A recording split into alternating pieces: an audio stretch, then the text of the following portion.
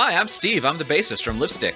Hi, I'm Greg. I'm the lead singer from Lipstick. And today we are talking with Craig Smith of the Pods and Sods podcast and Gavin Wallace-Aylesworth of the band Bent Knee again.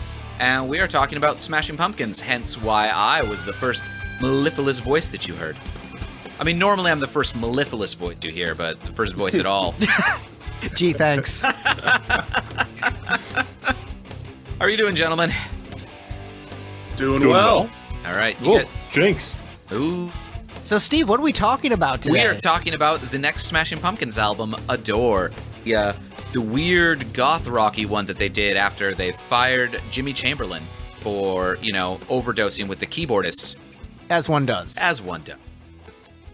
Yeah, it's a very different direction for the band, and I believe at the time lots of people tended to reject the album, and it has gradually come to be retrospectively viewed as one of their great ones by the fan base. But I guess the usual shtick is go around the circle and have everyone talk about their history with the band and this album in particular. So who wants to go first? Gavin does. All right. Well, I was on the Aeroplane Flies High episodes, so just kind of to briefly re-summarize episodes. That's right. Yeah. To briefly re-summarize my history with the Pumpkins, got into them big time in middle school. A good friend of mine named Josh burned me a few just kind of general mixes.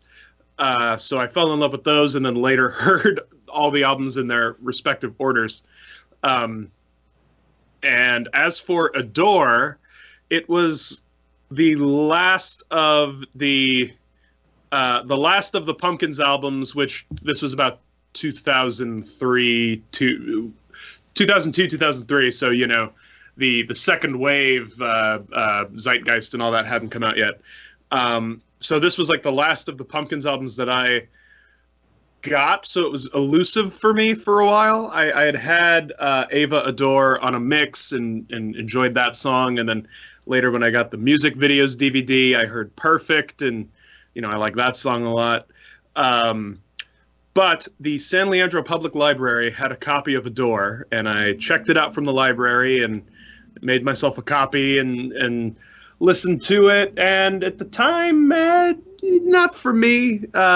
As I got older, I started to like that album a bit more. And in listening to it again for this episode, I realized that I do like it a lot more than I had initially thought I did. But it's still, I think, my lowest rated Pumpkins album of the original, of the golden age, I guess, is what I'd call it. Greg's going to have a problem with that. Oh, yeah, that's right. Yeah. I mean, only when it comes to Gish. I guess I'll go next. Hold on, I gotta get that swear. Anyone got a chair? I'm going to chuck it at a chicken chaser. So as I'm recovering from the cranial injury of that steel chair hit, Having a medieval peasant throw a chair at you. right? So my history with the Pumpkins, grew up in the 90s, born in 1990, and generally hated almost everything I heard on the radio, so including Smashing Pumpkins. So if I had heard any of these songs on the radio, I probably didn't like them then. But I don't remember hearing this album in particular. For me, as a huge Kiss fan, it is weird to think that this is like the same year as Psycho Circus. So just what the two bands were doing at the same time is just odd and bizarre to me. But that's kind of the joy of being a huge music fan, is looking at what other bands are doing at the exact same time and the different evolutions of artists. But started listening to the Pumpkins very briefly a couple years ago. Steve gave me Melancholy and Infinite Sadness, loaned it to me. I enjoyed it, listened to it a couple of times, but it didn't really sink in aside from a couple cuts. And then we did this podcast, and I've been going through the catalog in order. Hated Gish. It's definitely the weakest of the classic era, I guess. But I liked everything else pretty well. And what I'll say about Adore in comparison to the other albums, if you've listened to the previous podcast, I like the mellower side of the Pumpkins, the more ballady, the more melodic side. And like, oh, sweet, they did a whole CD of this kind of thing. This is probably the most consistent Pumpkins album in terms of there not being a standout, this is awful, I need to skip this immediately song. There are none of those on here. But that said, the highest highs on the album aren't as good as the high highs on Siamese, Airplane, or Melancholy. But there's still, I would say, some really great cuts. I would say like 4 absolute standout classics in the catalog. And, we'll get to the track by track later, but let's go ahead and move on to Craig and then close out with Steven. Well, as mentioned in the Aeroplane episode, I became a Pumpkins fan probably late 93 when Disarm, maybe it was early 94 when Disarm hit the radio, and became a very huge fan very quickly, started collecting all of the singles, all of the B-sides, and since then bought everything on day of release, including Adore, saw this tour in Upper Darby. Interestingly enough, 20 years to the day before they came for this last tour. And the Adore touring machine was an interesting beast after seeing the Melancholy tour. Just to have everything kind of completely, nothing played from Gish, nothing played from Siamese Dream, very Adore focused, and just completely whacked out arrangements of some of this stuff. And I've remained a fan to this day. I've never dropped off, and probably in Smashing Pumpkins in my top 5 favorite bands, but Billy Corgan and Smashing Pumpkins, for me, the absolute top of the 90s. I don't think anybody touched them. Have you heard Bat Out of Hell 2, sir? You know what? I did, and I made it. Maybe I spent like 3 days, and I'd only made it like 75% of the way through. I would do anything for love, but I won't do that. So I still, it's just such an investment of time, Greg. You may not know this. I'm a very busy guy. There's a 6-minute karaoke edit of that song if you hate yourself and like to see art destroyed. Oh my goodness. There's also the 7-minute radio edit if you like to see art destroyed slightly less. Yeah. No, I'm still standing by Bat 2 as being the best album of the 90s, but, when I think of the 90s, that's my first thought is Meatloaf. Oh, you got to get Simply Fred by Fred Schneider. That's the album of the 90s. And Warren's Cherry Pie, also a great 90s album. So, Steve, no argument here. Steve, how about you? What's your experience with Adore? So stutter over this a little bit. So again, I have loved the Smashing Pumpkins for pretty much my entire life, ever since I first started really listening to music. And Adore came out when I was in high school, and one of my favorite beverages was the Pumpkins Kool-Aid. So I unironically loved this album from the get-go and thought it was great, and did not join the legions of fans who were like, why did their sound change? This is the worst. And I have many a fond childhood memory of playing Betrayal at Krondor while listening to this album over and over and over again, and solving elven riddles and fighting trolls and stuff. One of the few RPGs I've ever actually beaten all the way through. I don't know that I knew any words you just said in that last sentence. Riddles? Betrayal of what was it? Betrayal at Krondor?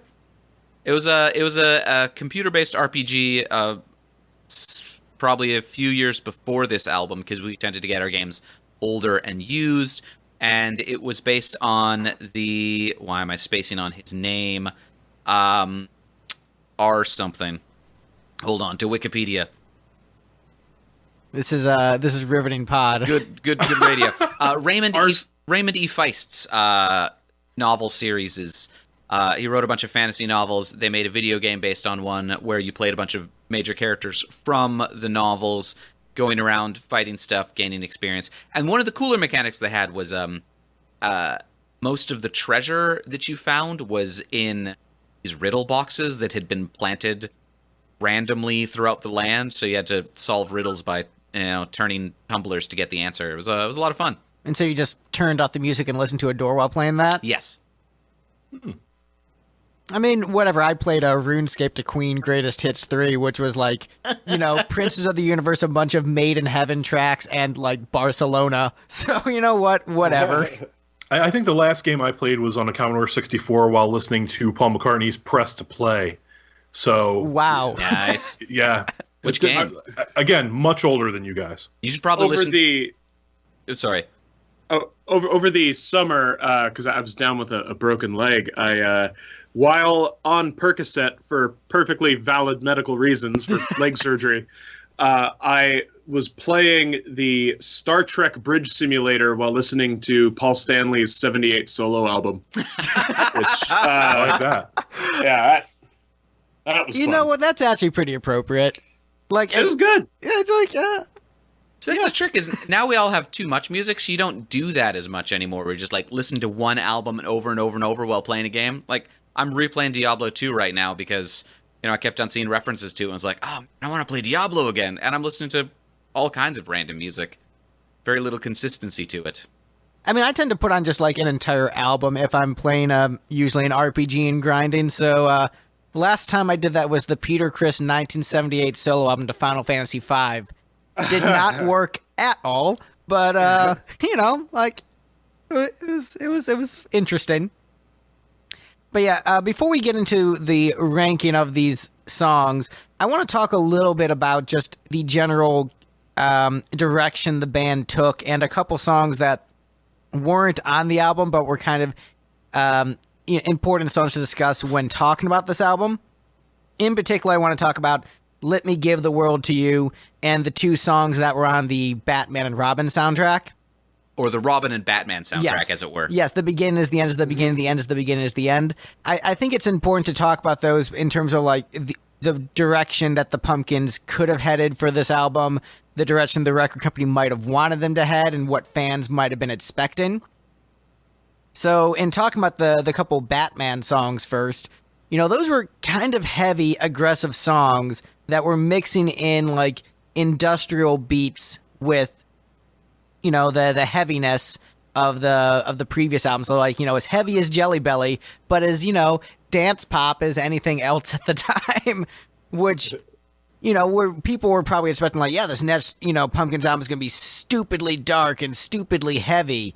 And it's not really what people got at all. And so it's interesting that the Pumpkins only had that sound pretty much on those singles and then abandoned it immediately. And it was actually a really good sound for the band. Well, I mean, the one of them, the guitar-driven one, "And Is the Beginning Is the End," I think, that one actually sounds a lot like much of Machina, where it's a little bit more electronic than their earlier sound, but still very guitar-driven, and the electronics are heavier than before. And "The Beginning Is the End Is the Beginning," they had that one. I feel like they were very much going for the Adore sound there. But it's heavier than most of Adore, aside from maybe Ava Adore. Like, yeah, it's a little bit heavier. You could consider maybe that soundtrack, the song they did for the I soundtrack, might have been a bridge, but even Lost Highway. yeah, soundtrack. Lost Highway. The song was called I from Lost Highway, right? Yep. When year was that? I think that was 97, it looks like. Was it? Yeah. So, And that's Lost Highway is a stacked soundtrack, by the way. Yeah, I've only heard the one song. Oh, there's I'm Deranged by David Bowie is on that. Actually opens the... Sorry, David Lynch is one of my other big fandoms, so... Nice. Nice. Jinx. Ooh. well, we've got David Bowie, Nine Inch Nails, Trent Marilyn Reznor Manson, solo. right? Lou Reed. Yeah. Oh, wow. I would probably hate most of this soundtrack. More Marilyn Manson. Marilyn Manson covering "I Put a Spell on You." Wow. Some Rammstein. Man, I'd be pretty into this. Yeah, so you'd probably love this soundtrack. I would like a couple of the cuts. But it's interesting that, they went so mellow on this pretty much entire album with just a couple of exceptions. This is a very mellow album, and is there a more mellow Pumpkins album in the catalog? No. If you count the Zwan album, Does anybody? Billy probably does, in that the reason he broke up Zwan to reform the Pumpkins was he looked around and said, basically, if it's me and Jimmy Chamberlain, it's the Pumpkins. So let's just Or basically, call if it what it's it me, is. it's the Pumpkins. It's true. I know people that absolutely love that Zwan album. I haven't listened to it in a long time. I should revisit it. There's like But- 3 songs on there that I think are just amazing. One of which being the title track, which is 15 minutes long. So Oh yeah. like yeah. I'm enjoying myself a good half of the time with that album. Yeah.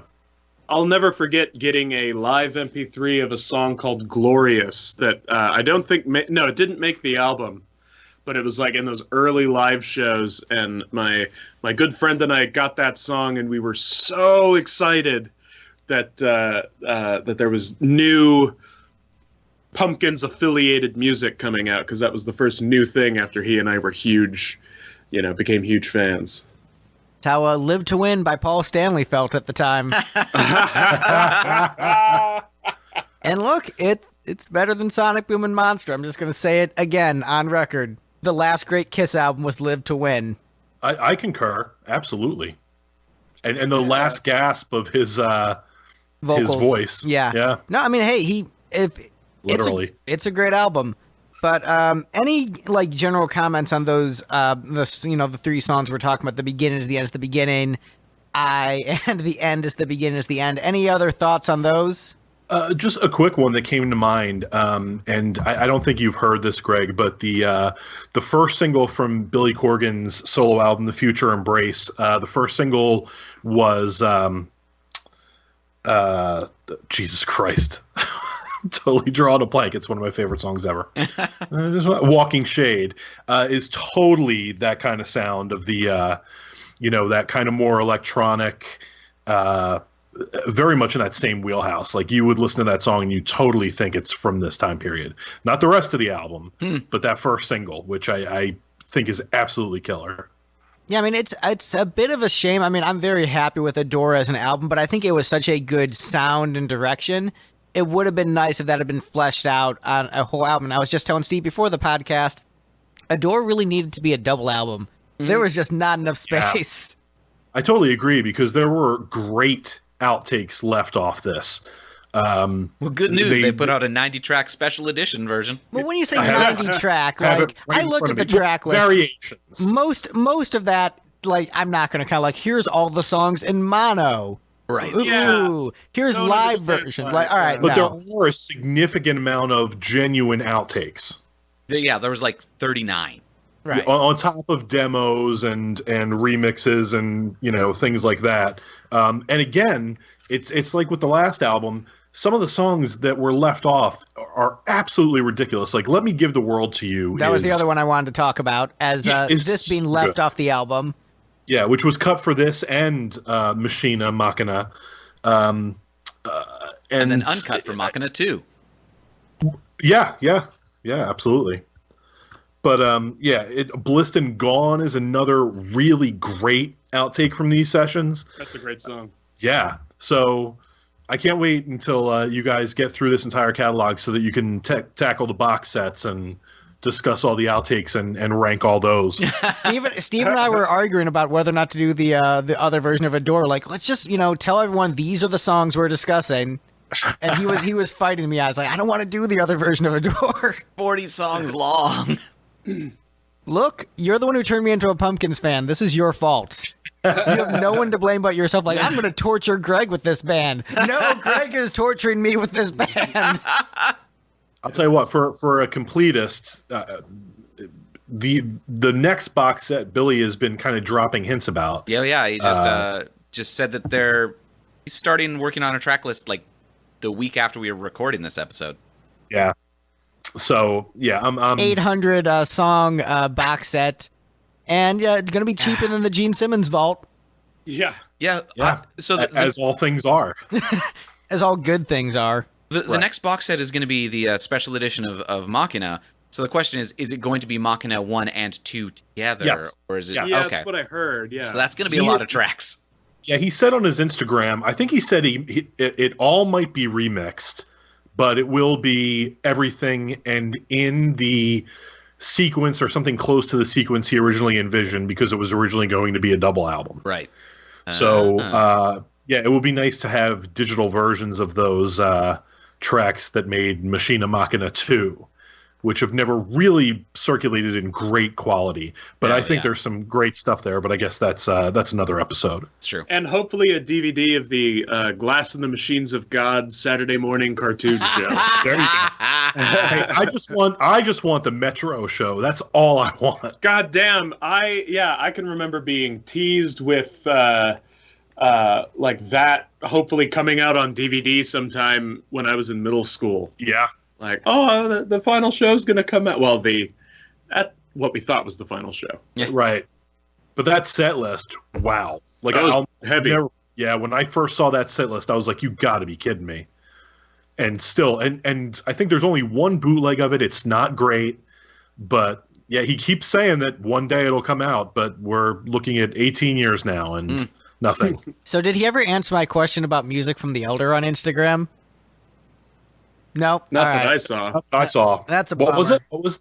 What was the question? It was just like, hey man, what do you feel about music from The Elder? It's pretty great, isn't it? He never got back to me. Yeah. It's a damn shame. Because I did I mention in the last episode about I? Yeah, and how he they played it over the speakers. So I just I wanted him to go down that rabbit hole. Like, come on, take the bait, Billy. Yeah. He'd probably ban you for it. He really rules with an iron fist if you say the wrong word that isn't even a wrong word. Yeah. Like, he has torn people apart for the most inane reasons. It's pretty ridiculous. Yeah, it's funny. It's funny to read on a train. It definitely makes the time go by, but Jesus Christ. I wouldn't ask him a question. All right, well, speaking of angsty, angry Billy Corgan, you guys ready to get into this ranking? You know it. Do it. All right, so coming in as the least best thing about a door, according to this panel, we have Billy's nipples coming in at the bottom of the ranking. Billy's nipples. Billy's nipples. Billy's nipples. This will make more sense in like 40 minutes. Yeah, so Gavin is the only one who decided to rank Billy's nipples. And he ranked them as the worst thing on this album. And we had to establish a new rule for this podcast where if someone just adds something to the list, their highest pick doesn't get bonus points. So Gavin technically ranked 18 things about this album, but I still only gave his best thing 17 points. So his least best song also got 1 point. But I also thought it was too funny to leave off. So Billy's nipples coming in at the bottom of our door ranking. So thoughts on Billy's nipples in general? I haven't seen them. They're not actually on the album. I haven't thought about them. Sir not appearing on this album. Billy's nipples. Well, and this actually, because I thought about it because of other nippular entries on the list, and I just had this brief image that Billy's nipples must be terrifying because they're probably just a little too pink. You know what I mean? Against that like oddly pale flesh. It just yeah. So I totally not what I expected from this conversation. I'm Googling it right now and not getting great results. You've seen lots of pictures of Darcy. The closest we've got is that the Future Embrace album cover, which that implies there are photos of Billy's nipples out there, like from the uncropped version of that album cover. Well, the book is full of pictures of his body, so there's probably a nipple picture in there. Yeah. And I did Google Billy Corgan shirtless yesterday. Oh boy! Which I'm pretty sure has put me on some sort of list. Yeah, but just bad nipples. Bad nipples. I mean, the only Billy's nipples I want is the 13-second snippet in Pasticcio Medley. That's about all I can handle. That would be a great addition to Pasticcio Medley if there was just 15 seconds of Billy rubbing a mic over his nipples.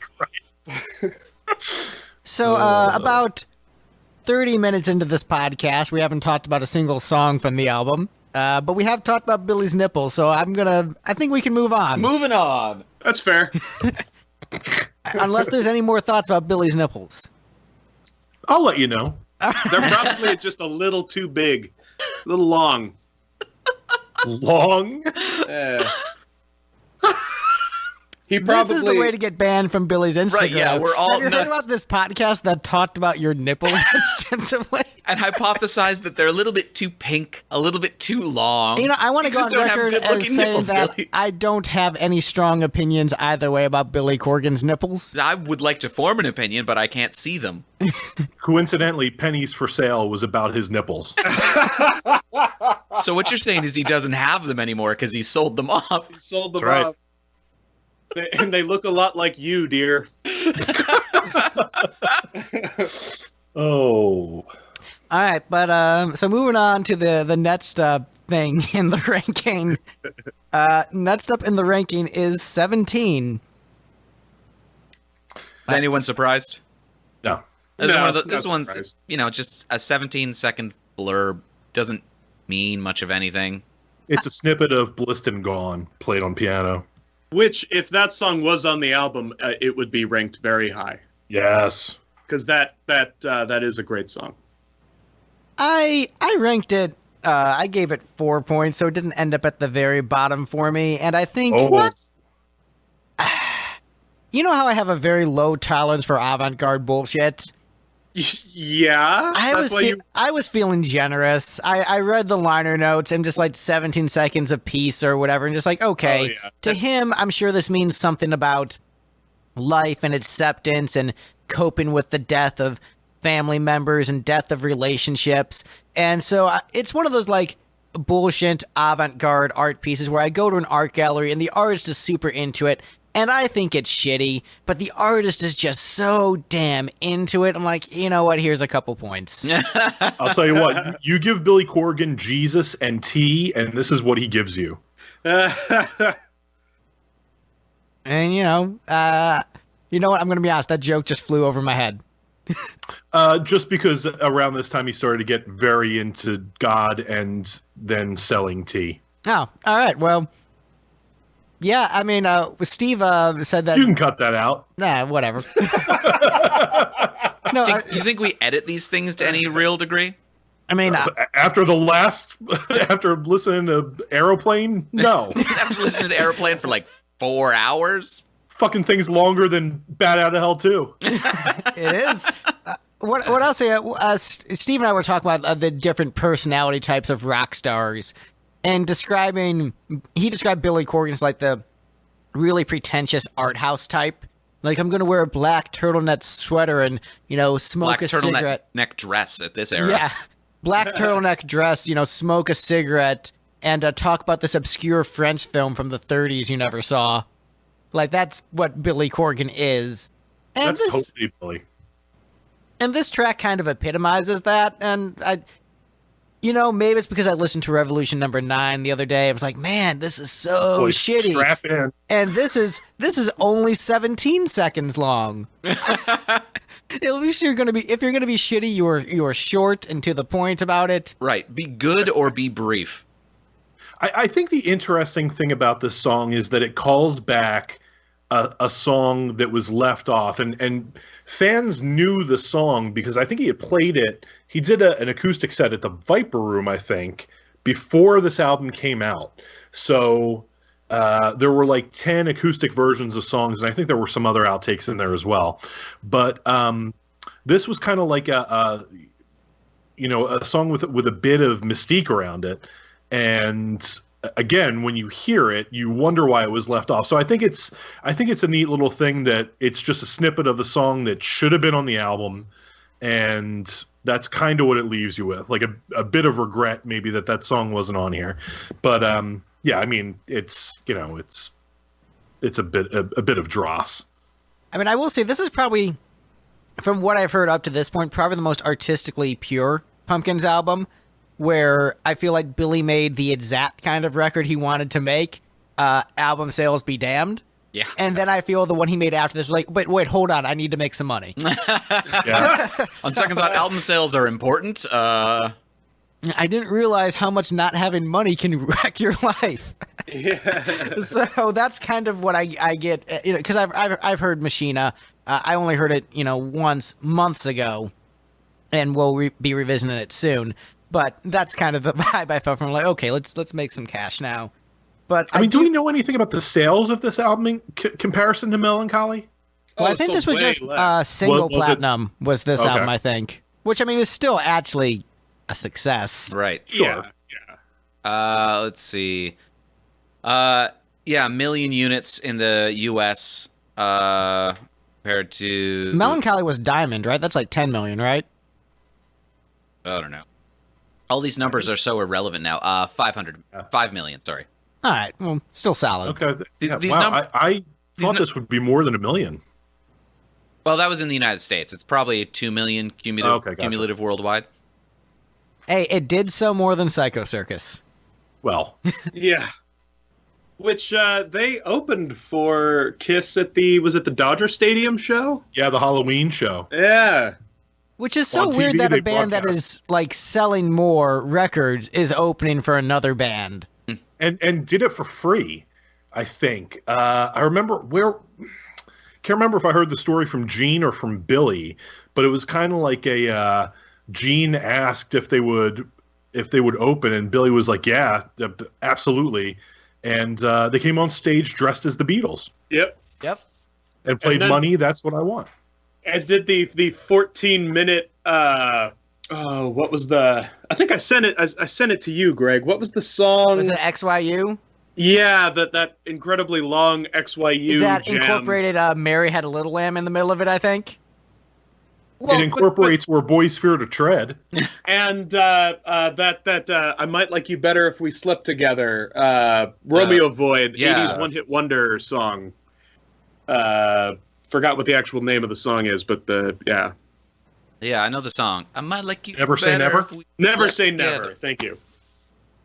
Yeah, it includes "The Ether's Tragic," "Never Say Never," and "Where Boys Fear to Tread." It's on the door box. Could you imagine being like, a 1977 Kiss fan who is seeing them in 1997, and you're used to seeing whatever Cheap Trick or other bands open for them, and then you're presented with the XYU medley. But that's, I mean, Psycho Circus was a very 90s album. Oh yeah. And so it doesn't get much more 90s than Smashing Pumpkins. Fair. Can you guys? Here's a trivia question for you. Where is there a Smashing Pumpkins reference on a Kiss album? Oh, well, this would be spoilers for Steve, but opening track on Carnival of Souls. Nicely done, Jesus. Oh really? Yeah. Yeah. What? Yeah. What happens? I At the beginning of Hate, there's a voice introducing little Billy Corgan, but Corgan is played backwards. Oh wow. Yeah. I think I've heard of that before. Yeah, weird. All right, but I think we're done talking about 17. You guys ready to move on to the Just next spent track? 20 minutes talking about a 17-second song. It would be funny if that's the longest we talk about any song on this album. It could happen. Hey, so spoilers for this next song. You want to introduce it, Steve? The next one's to Sheila. Whoa. Yeah, I back that up. putting it this Oh low. man. Yeah, I you know what? I never really warmed to this song, and I think the reason why is that every time I've seen it live or caught it on bootleg, it never did anything for me, and I think that really lowered the song across the board for me. I was really surprised that they did it on this tour, and also something strange about this past tour. Notice that. Pretty sure this album is the only album they didn't play every single from. Have they not been playing Ava? They played only Ava. that. They didn't only play Ava. Perfect. They haven't done Perfect. Yes, no Perfect. Oh, really? And Crestfallen was a promo single. They didn't play that either. Yeah. But interesting that they went with two other songs from the record. But yeah, I don't know. It's an interesting intro to the album, but I had a huge. This one was probably the most difficult for me to rank because I kind of look at this album as a bunch of 10s and a bunch of 9.5s, and really the list kept changing with every time I listened to another song. So it really was just me like moving this up, and then the next song would come on, and I'm moving that above it, and it was a really tough ranking. But yeah, I don't know. This one, it's never been a go-to for me. My favorite song on this album is whichever one I'm listening to right now. Which one are you listening to right now? Well, I think that's a fair statement, because this album is very consistent, and I think the quality jump between these songs, aside from a couple I think that are really standouts, isn't that huge. Like, all of them are pretty much on even footing. And so I would say this is probably the weakest opener to a Pumpkins album, including Gish. I still think this is a good song, but in terms of like setting the atmosphere for the album and the vibe and getting you like ready to be excited to listen to the album, it's probably the weakest opener. But I think this one is really good lyrically and has a nice melody, but it's almost it's like too much of a statement to have it be the opening track, and I think it actually hurts in its sequencing. I think I agree. Where if this was actually in the middle of the album, I might have ranked it higher. Side one closer. Yeah, side one closer it probably would have stood out more as a really beautiful piece. But you know, when I'm comparing this to, let's say, Melancholy and the Infinite Sadness, like it's just it pales in comparison to that track. And I know that one's just an instrumental, but that one set off a vibe and atmosphere for an album much better than this one did. It's still, I mean, it's still good. Like, I wouldn't say this is a bad song, but I think as the album opener, it didn't make sense. It's such a mid album ballad that hey, points for trying. And it's not, you know, I listened to, I marathoned all of our Pumpkins episodes, and remember Keenan saying about, you know, the brave artistic decisions the Pumpkins made, like having shitty lyric booklets that you couldn't read, and you know, how it was brave of them to try. No, that's bullshit. That was just dumb. But this actually was brave of them to try. So I still like it. It was a brave choice for an opening cut. I know it was done for a reason. It was a statement Billy wanted to make. It's an artistically pure record. But for me, it didn't work, and there's a reason why it's not really done. And I don't like the banjo. I really think the banjo's great. Really? I like the banjo. I think if they would have gone with that early all banjo version, I think that would have been too much. But as a nice kind of texture shift, I think it works, and it's super. I mean, I don't know if anyone here listens to Sufjan Stevens, but absolutely it's like super proto Sufjan. I was going to say, I think it sets the mood quite nicely for the album myself. And I mean, I put it at 8. So it's not like I'm defending this as like a top 5 choice, but I think that it as a kind of a chapter break for eras of the Pumpkins, I think this song sets a nice precedent for the Adore era. Yeah, I like this one a lot. I think I ranked it the highest of everybody here at like oh no, scrolling is maybe not quite the highest, but you know, I think I have it top 10. You haven't ranked it higher than you. Okay, yeah, my bad. So I've got it in my top 10. I like this one a lot. It is really so different than anything else they've ever started an album with, unless you count Slow Dawn. But the song always resonated with me. So yeah, Tashila, any other thoughts? No. All right, so and next up on the list we have Blank Page. Greg, you hated this. Want to explain why you're wrong? Blank was better. No, snap. Like, this felt like a step down from Blank from Airplane, where if I hadn't have heard Blank off Airplane, I might have ranked it just as low, because I wasn't really impressed with the song. I think melodically it's one of the weaker tracks, but especially comparing it to the far superior Blank, yeah.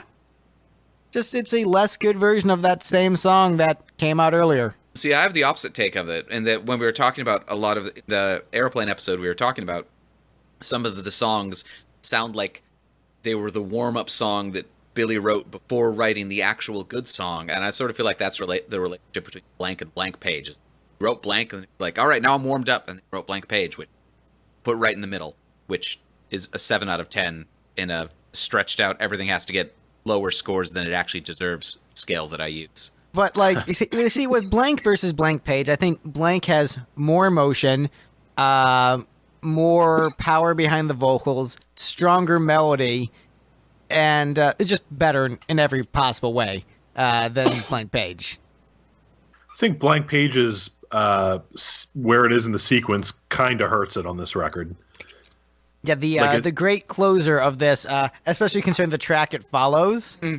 Yeah, it's kind of like I understand it maybe as like a postscript, but I mean, you're throwing it after an epic, and it's a place where it's going to be forgotten. It's like how people don't like Rocky V because it followed the great Rocky IV, when it's still actually not that bad. There you go. I don't know. I have a lot. It's my number 6 on this album. No, sorry, it isn't. It is my number 7 on this album. It's one of those, to me, it's one of those fun Smashing Pumpkins sing-alongs. Kind of like Farewell and Good Night. Yeah, no, it's like you can see a bunch of like douchey folk musicians hanging out playing this song, right? Oh, like the hipsters with the PBRs and like the hands in the pockets and like swaying back and forth and like not really committing to singing but like kind of mouthing it. Yeah. Hey, Greg, can I just read real quick what Billy wrote about this song in the Adore Deluxe? Sure. Because I think it's pointed directly at Greg. All right. He says, I'm proud to say that I think this might be in the album's best. I'm sure I'll find someone to argue the point, but that too is like so many oranges, of course spelled with a J, in the sun. What a jackass, Left spelled with sun. a G. A gackass? All right, so I'm sorry. I cut you off for the sake of that joke. What was that? Oh no, the I'm sure I'll find someone to argue the point, but that too is like so many oranges left in the sun. So he thinks it's the best song on the album or one of the best? Amongst, yes. The original title of the song was 48 Chords because of the never-ending cycle of chords in the song. And he had a poem he had written in his pocket, and he kind of just like started singing the lyrics, and that's how Blank Page was born. Apparently it's also about his divorce. Probably, yeah. And I mean, still like not a bad song. So kick a man when he's down, Greg. So Yeah. this song's probably about Courtney Love then, isn't it? Oh, don't tell him that. Don't tell her that. She'll claim it.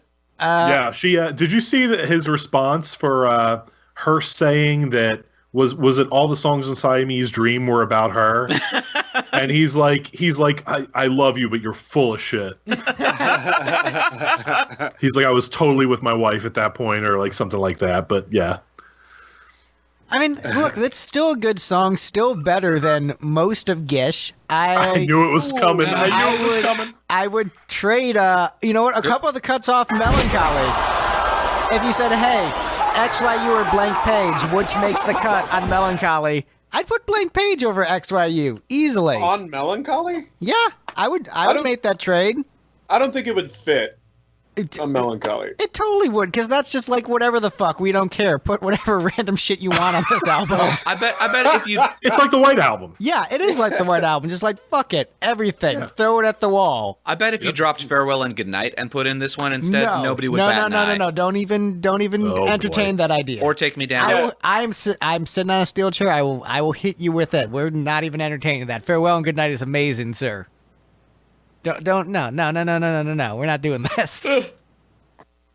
You did bring up another album. Yeah. This is going to start a. You know what? If I had to trade this with this on Gish, this episode is totally going to unravel from this point. Yeah, on. let's just trade this one for I Am One. I think that would be a brilliant way to sequence the album. You know what?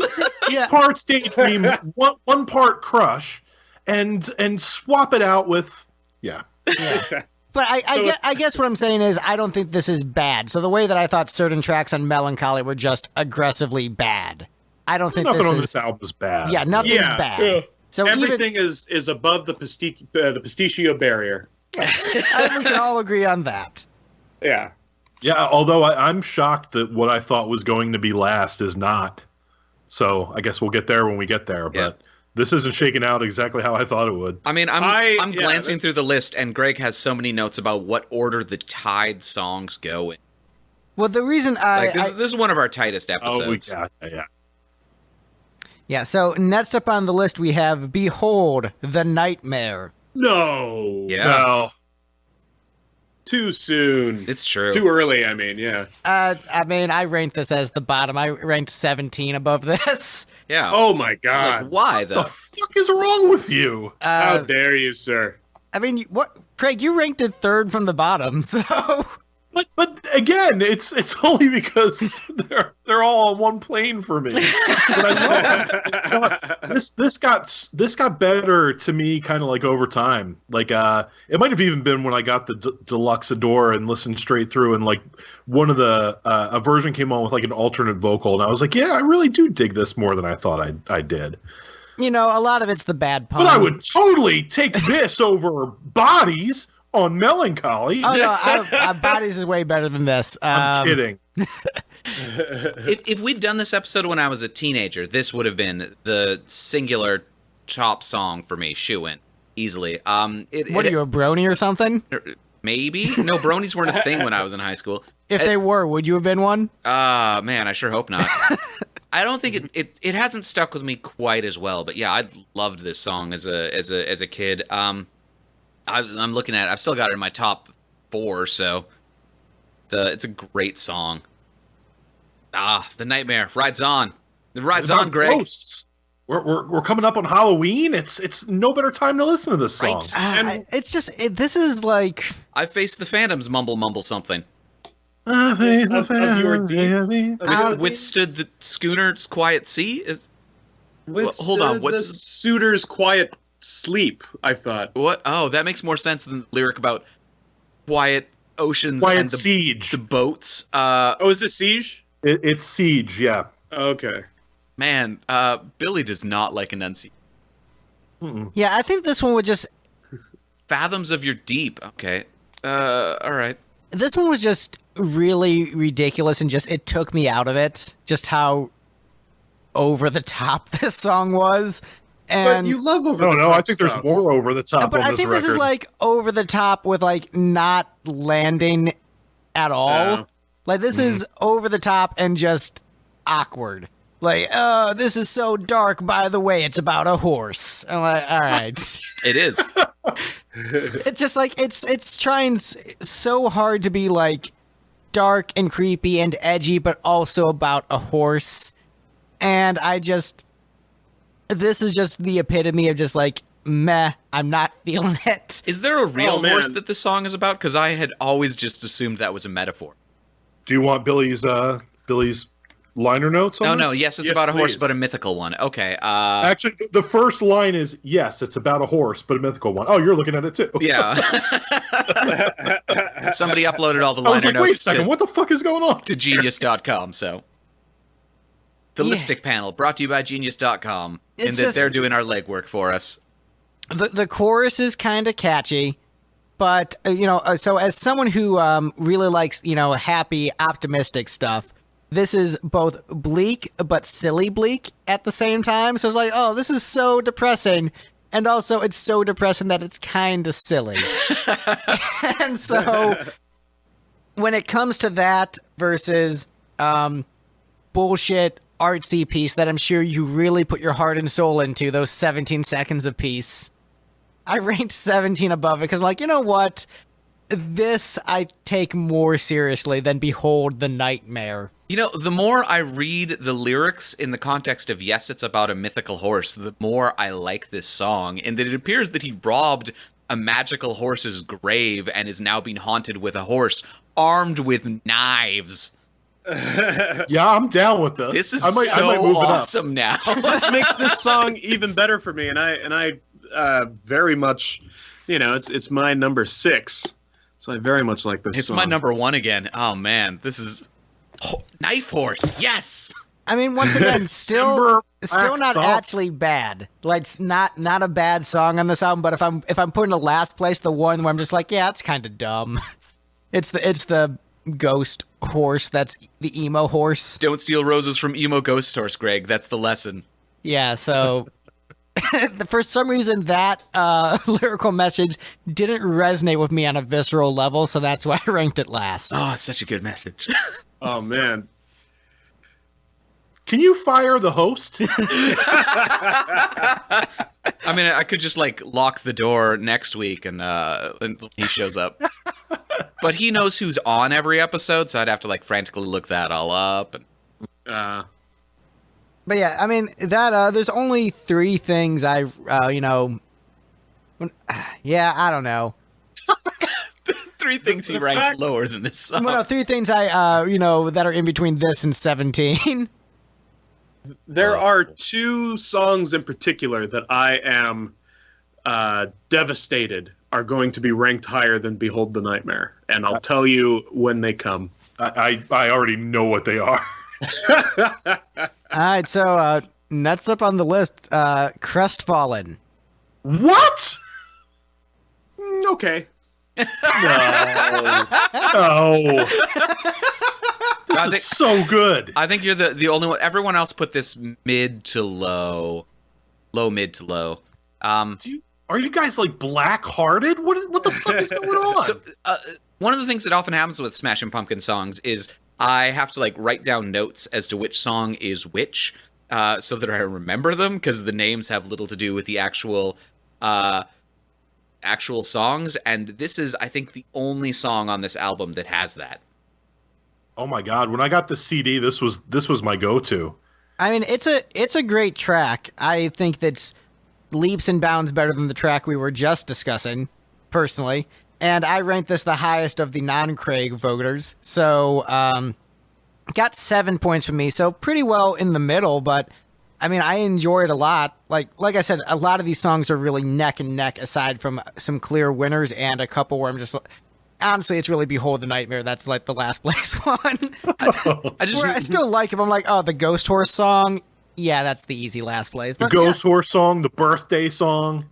I really the like birthday song is great. Now, if Yes, it is. Now, if this song was about the Ghost Horse's birthday, maybe I would have ranked Oh, it there higher. you go. Happy Actually, birthday, I'm putting out an episode in my feed, which is just me yelling at you guys while I'm listening to the Melancholy episode.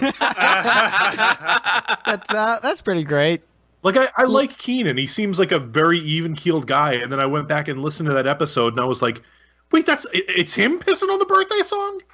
Yeah, and Badfinger. I didn't think that Badfinger needed defending as a pop group, but I guess you talk to a bunch of millennials like, yeah, Badfinger, who cares about them? Be the dude from Queen. Oh, Jesus. But yes, this song, look, when this album came out, I was, I believe, the average age of this panel. And it spoke directly to all of my personal relationships and heartbreaks. So this is a very important song for me. And come on, that bridge, oh man, gets me in the gut every time. The bridge is great. Yeah, It's it just is. the rest of the song is a little bit forgettable to me. It's not Galapagos bridge great. No, but it's not. It's a great bridge. Galapagos is just an unfair standard of bridges. Yeah. Yeah. Agree.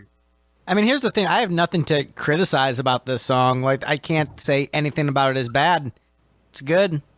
Like, They played it live on the MTV Movie Awards or something like that when this came out, which was very strange. And he actually he played piano on stage or something like that. And I remember it was the first time that I ever saw him play piano. Just a very stupid fact that nobody needed. Well, thanks for sharing. You're welcome. Now you can't pull him off that keyboard Right? Yeah. on stage now. We're all about stupid facts on this podcast. All right. Well, Or I got stupid tons of- non-facts. Just make up lies and whatever, as long as they're compelling. Do you know that this song's actually about Courtney Love? Nicely done. So, any other thoughts on Crestfallen? Meh. All right, so next up on the list, actually, so Craig, our opinions on these last two songs are kind of opposites. Oh, well, last two meaning The Crestfallen and the one that's next in terms of our rankings. okay. Like there's a bit of symmetry between them. So you liked Crestfallen much more than I do, but I like Annie Dog much more than you do, apparently. I'll go to bat for Annie Dog. I just like when I sent this to my friend Fritz, who I've Annie done some Dog. I've done some Smashing Pumpkins episodes with, and he ranks them as well just to see where both of us stand. And he put this below 17. And but I do love this song. Again, it just suffers from not being one of the best. But I will say that if there's one mistake made on this album, and again, there were some great things left off. There's a B-side called Once in a While that sits in the same spot as Annie Dog. Kind of, they were both demos. This is like the Stumbleine of this album. It was the one demo that was like untouched and put on the album. I think Once in a While is a much better song than Annie Dog, and would rather that have been here. But I like Annie Dog. I have no problem with it at all. I know a lot of people have a problem with his croaky vocal on it, but I'm a Billy Corgan fan. His vocal doesn't bother me at all. Oh, vocally, this is the best album I've heard from him up to this point by a really wide margin. Like, this is great. Oh yeah, and I could tell like when I bought it, like it was apparent that he had worked on his lessons. Vocals. Yeah, totally. I can remember in a jazz band in high school, myself and a friend of mine trying to play this on piano and kind of piecing it together and getting it halfway there. So it holds a very special place for me that way, but I think it's a very nicely done, stripped down tune. I have the songbook if you ever want to complete that journey to figure this out on piano. To knowing how to play the song on piano. And I'll just, toss this out there as we're talking about how, this is another great song. I mean, if there is a Pumpkins album I'm going to listen to straight through, it's probably Adore at this point. Because See, that's what I told you in the Gish album. It's this one and Gish and Machina 2. You're wrong about Gish. Fuck that album. As I've come to appreciate a couple of the cuts from it. Yeah, no. off camera, he's all like, "Yeah, this album's fine now." No. It's still bad. It's just I like Rhinoceros now, I guess is the difference. That's how it starts. And then pretty soon you'd be like, oh, Bury Me is a pretty good tune too, and then it becomes I like Daydream, and then no, I like Daydream already. Yeah, Daydream was his favorite. Oh, okay. Daydream was my favorite. I'm Going Crazy was great, and then I Am One was the Thin Lizzy breakdown was cool. So, but back to this, I would say if there is like an album I want to put in and not utilize the skip button from the Pumpkins, this is the clear winner by a wide margin up to this point. So, once you'll change your mind. More than Siamese? Siamese has Silverfuck is bad. Yeah, I think Siamese is patchy. And the thing is, Siamese has like a really great hot streak at the beginning, and then it kind of starts to taper off. Yeah, I wanted to kill you guys listening to that one too. How can you're pissing on Soma? Oh, that's a brilliant song. I thought Soma was fine. Did I piss on that? Well, I don't know. There was enough talk about it. It was way low in the episode. It was like, yeah, I don't know, nothing great here or whatever. I thought it was really clever lyrically how it's like lulling you into that false sense of security like Love does, and then gets really, really loud. I thought that was clever. Yeah. Anyway, it's always the trick is there's songs that there'll be somebody on the panel who loves it that is ranked way near the bottom, but just they love every song on the album. Annie Dog, I have it third from the bottom of the actual songs on this album, and it's not because I don't like it. It's just because in the context of this album, it kind of comes off as filler, but it's still really good. Yeah, I wouldn't cut it. See, for me, it's a standout cut. This is the kind of song where I would go and listen to this in isolation. I'm in the mood for Annie Dog in particular of songs from this album. Yeah, I don't get that, but I don't skip it. Do you guys think this album maybe suffers from being a little too long? No, this is too short. It needs to be a double album. No, I really liked getting my money's worth out of albums as a high schooler, so an hour long is great. Yeah. It might. That's why Hot in the Shade is the be best a Kiss little album. Much. Yeah, I think I might cut a track off. If I can forced think to of cut a two track, it would be songs. More the 17. Nightmare, I guess.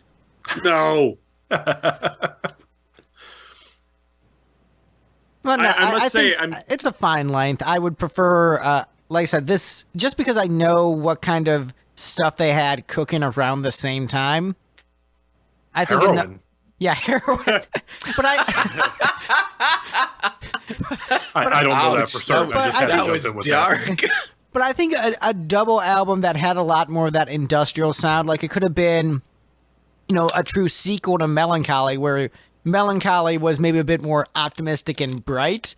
This was darker, moodier, and instead of the heavy rock of Melancholy, you could have the dark industrial rock and then these kind of ballads. Ooh. I think if there was think an I could've- album's worth of the end is the beginning is the ends interspersed in here, like split throughout, you would find that really frustrating. You want to split it into 2 discs, only one of which you'd listen to, which would be this one. And that's fair. They did trim it down to the disc where I'm not skipping anything. But I mean, hey, the rockers they were doing around this time, I thought were good. So You just wish they'd done that disc that you wouldn't listen to for that 1 or 2 songs that you would have really liked. yeah, pretty much. Well, like Ish 2. But yeah, Annie Doe is pretty great. Any other thoughts on Annie Doe? There are two that there. I'm constantly surprised that the song that I always think is coming next is not next, and I'm hoping it's coming up now. Next up on the list is Once Upon a Time. What the fuck? Not so much that it's Once Upon a Time, but there's one song in particular that I'm just really wondering. We've got to wait how before it gets there, hasn't Gavin. been said yet. We've Yeah, got a way I'm to not go. sure I'm what looking at you're your talking list. about. We've got a way to go, buddy. So relative Oh, you are kidding me. relative to Annie Dog, I think we're correct on this one in that I put Once Upon a Time as one space better than Annie Dog, in that it's a great song, slightly better than Annie Dog. That still kind of feels like Phil, but I would not cut it. I think it's great. I think very emotive, very powerful. Like I'm sensing the sincerity from Billy on this one. And once again, catchy pop hooks always win for me. So it's catchy pop hooks. Yay. Yeah, it's a catchy little number. It's not one that I've never put this on its own. If I'm listening to Once Upon a Time, it's purely because I'm listening to Adore. But I I came around on it. I would put this on in isolation of Adore if I wanted to just like a lot of these songs. If I'm making a Smashing Pumpkins playlist of my favorite Pumpkin songs, I would say probably this entire album, like maybe aside from Behold the Nightmare, it makes the playlist. Oh, Like, man. this is really I really adore this album. Yeah. All right, hold on, I got that. You should feel shame for what you just said. I see what you did there. Oh, Although I will say I do hate the art direction of the album. Just this kind of black and white creepy horror aesthetic. I generally hate that. it matches what they were going for. It though. matches what they were They going were like for, the but bleak goth thing, not that creepy. a lot of these songs like kind of remind like this is kind of like a country folk tune. So if they did something just like not creepy goth, just like something more, there's certain songs that are full on creepy goth, but a lot of this like with the banjo and stuff, like it's a very light album in a lot of ways. Do you still have my copy of Five Iron Frenzy 2 Electric Boogaloo? I think I gave that back to you. Okay, which is the Adore of the Five Iron Frenzy catalog, where Right. they went black and white and kind of creepy, and had a song about death. I mean, as creepy as Five Iron Frenzy. As creepy as Five Iron Frenzy gets. I do love that picture of the 3 of them walking towards the tree. For me, like, I want James Eha to be smiling. And so I was like, just frowning James Eha, like, he's so much cuter when he smiles. He's just so much What more album bangable. is he smiling Yeah, on? where's James smiling? The Click 5 cover art? Yeah. But I guess, no, he's basically like, but he's like outright frowning on Adore, and it feels like he's trying too hard. Versus, Well, I don't think he was very happy at this time. right. Yeah. Nobody was having a good time with this album. He didn't get the Oh, he vocals. is cute when he smiles. Yeah, Damn. so I googled James Eha smiling, and the results are only barely better than Billy Corgan's nipples. There's one picture of him smiling. There's a picture from the shoot of Today. And tinted windows is there, of course. There's definitely a picture of him high on something. Mostly him just looking angsty. But yeah, Once Upon a Time, it's another song about, Billy, dealing with his mother's loss. And, nowhere near as epic or amazing as the other song on the album that deals with that, like the other big one. But, I mean, it's a great tune, and just, I feel the sincerity from the track. And sincerity matched with good songwriting and a good performance. That's an A+ for me. Can I ruin that for you? Yeah, do it. Every time I hear it, when he sings at the end, I went falling, I always think I went bowling. I actually think it too. I think he's going bowling, remembering going bowling with his mother in better days. Wait, when did The Big There you go. Lebowski come out?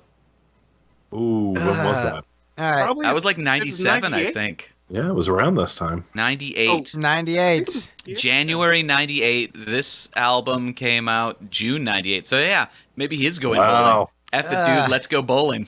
I don't care for that film. What? It's not funny. Wait, Whoa! you could picture boy, that being that's- Billy Corgan's favorite movie, though, right? Yes, I can totally picture it being Billy Corgan's favorite movie. F it, Martha. Let's go bowling. But Is this Greg's hottest take?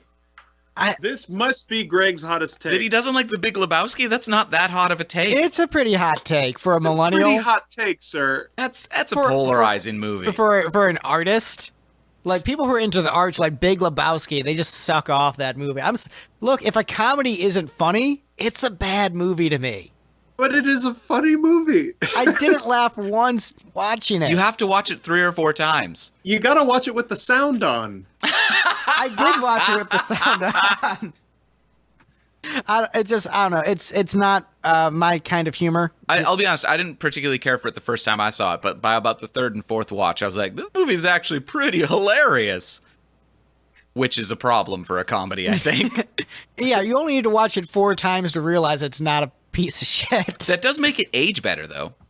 The comedies that don't really have jokes that are immediate, and you watch years later, and like, oh, all right, those jokes are actually as funny as they were the first time. So what I would compare it to is I didn't think Spinal Tap was super great the first time I saw it because I didn't get a lot of the jokes, but I still laughed sometimes throughout the movie. And now it's one of my favorite movies of all time, and I think it's brilliant. But I first saw it before I was a musician. But the difference between that and, between Spinal Tap and Big Lebowski is at least Spinal Tap made me laugh sometimes throughout the course of the entire experience. You know what, Greg? As opposed to no times. I bet you're more of a nihilist than you were the first time you saw The Big Lebowski. You should give it another try. That's true. We believe in nothing. Have you started bowling since then? I've gone bowling a couple of times with the wife. Went bowling. Bowling.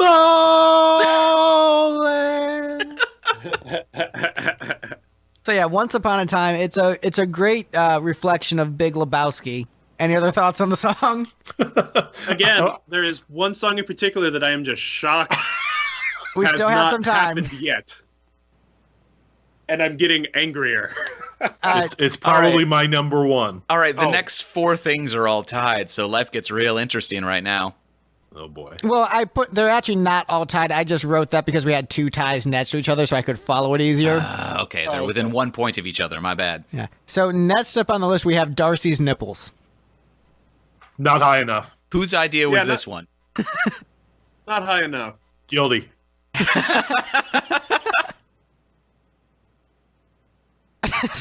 Darcy was a large part of my, I guess, sexual awakening in well, not awakening, but yeah, because I was in 7th grade. Whatever. So 7th grade, those nipples were important to me. They got me through middle school. Through the dark times of not having, I guess, internet access. I don't know. Not having internet access. I don't know where I'm going with that. But 26-year-old me is high-fiving 7th grade you. yeah. 26-year-old you is getting trundled into van and sent to jail.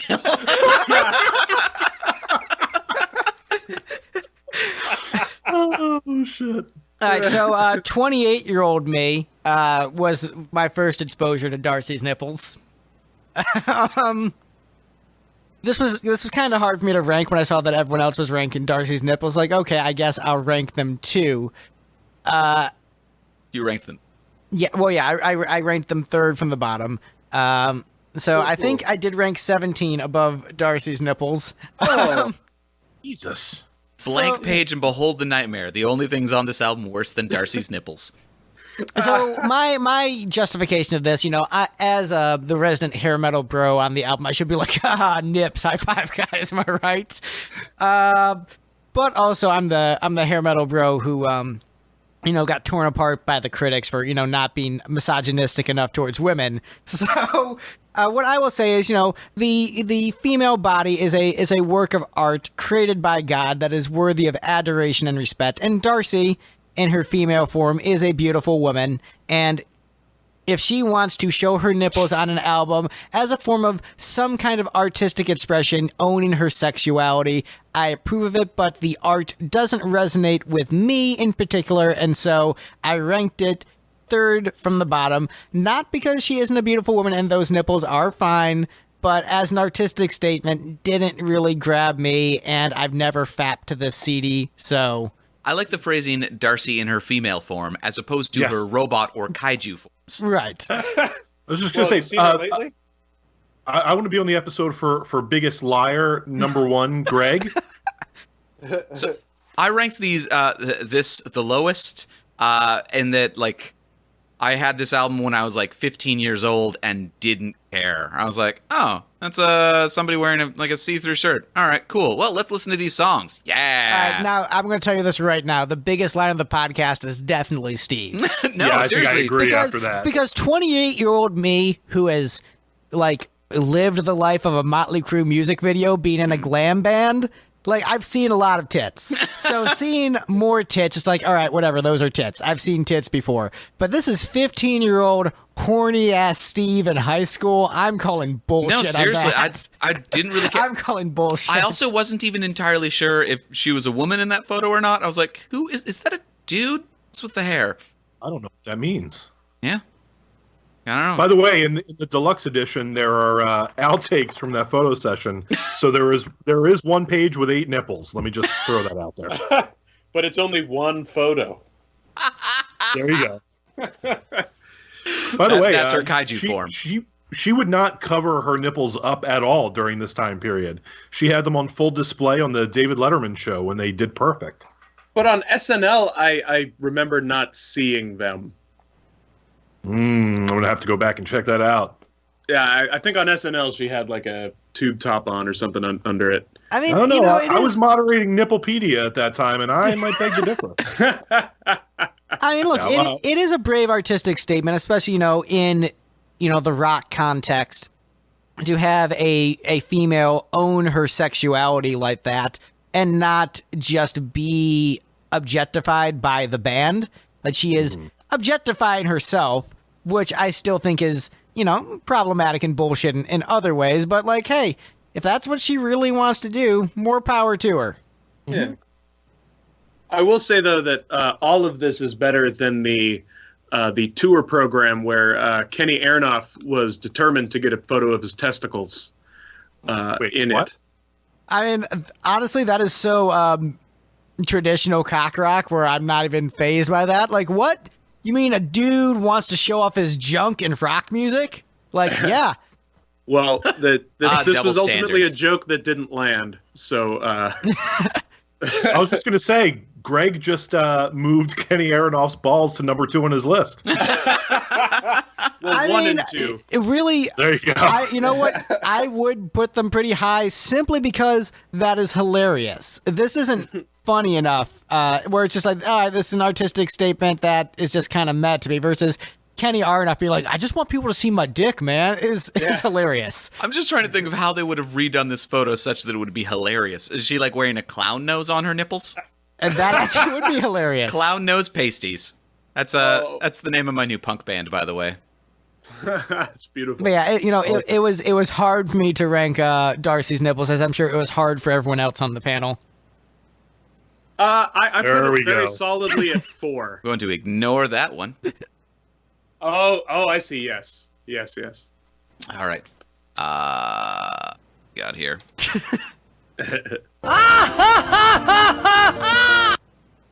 Any other thoughts on Darcy's nipples before we move on? That if this next, go ahead. I'm going to use the word sausage feast again to describe our podcast. Oh, sausage feast. I loved that instead of fest. I was thinking about that recently. Sausage feast. I got it from instead of fest. an exchange student that my brother used to know that apparently he got confused by the phrase sausage fest and was like, what is this sausage feast you keep speaking of? You know what? All things considered, I think that's about as classy as a discussion about Darcy's nipples we could have had. Oh, it could have got terrible. It could have gone horribly. I appreciate them. That's all. Yeah. All right, so next up on the list we have apples and oranges. No. So your head is exploding right now. How are you doing there, Kevin? I am. We're gonna get to this song, and I am gonna be so disappointed in everybody. I can feel it. We still have some time. But apples and oranges, I like this song a lot. I put it at number 5, just under Darcy Nips, or D Nips for short, which is a great stage name. D-Nips is the drummer in, I already forgot the name of the punk band. Oh, clown nipple. Yeah, pasties, clown nipple clown nose pasties. Clown nose pasty, the drummer is D-Nips. D-Nips. But apples and oranges it's such a great pop song in a lot of very fun ways. It's I don't know. I've always loved this song, and I don't know why. Your dreams and vision. It's probably my fault it landed this low, in that I was looking at these songs and said, you know what? On second thought, the lyrics of this song are pretty good. Well, have Listen you to heard the Smashing Pumpkins, demo? bro. It's true. The What If demo? Yeah. I have not, no. What if? Oh, it's Oh, man. it's rough. It's rough. He dialed it back a little bit for the actual version. Yeah. And I remember reading somewhere that Darcy was a big proponent of keeping this on the album, because I think Billy wanted to cut it, but Darcy forced him to keep it on, or it was, I could be wrong, but I want to say it was this song that Darcy had a thing for. I don't think I'd heard that. I remember reading that back on the days of the blammo.org forums. Wow. Shiva, yeah. I mean, I think, once again, it's a fine tune. Catchy little pop song, nice and bouncy. A little bit more lively than everything else around it. So it's fine. Yeah, it's a good one. I enjoy it. It's good. Good song. Yeah. My number 5. I rate it maybe 8.5 Darcy nipples. I'm the one who dragged this one down. We're in the top half of everything, but it's just like, not my favorite. To Gavin's dismay. Yeah. All right, so Gavin, I have good news for you. Is it? Next up on Is the it list here? is the tale of Dusty and Pistol Pete. How is this goddamn high? Because I ranked it like 3rd. That is horrible. I love this song. It's great. I mean, like I said, I don't have any songs that I like. I would say dislike to the level that I dislike some of the stuff on Aeroplane. My Blue Heaven and whatnot. But Which was a bullshit opinion, but whatever. but Dusty and Pistol Pete is let's just put it this way. Fantastic, phenomenal, better than all of Gish. I put this just above 17, which makes it 2 better than Billy Nips, but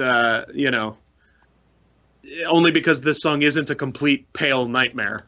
But Wait, are they too pink or are they too pale? both.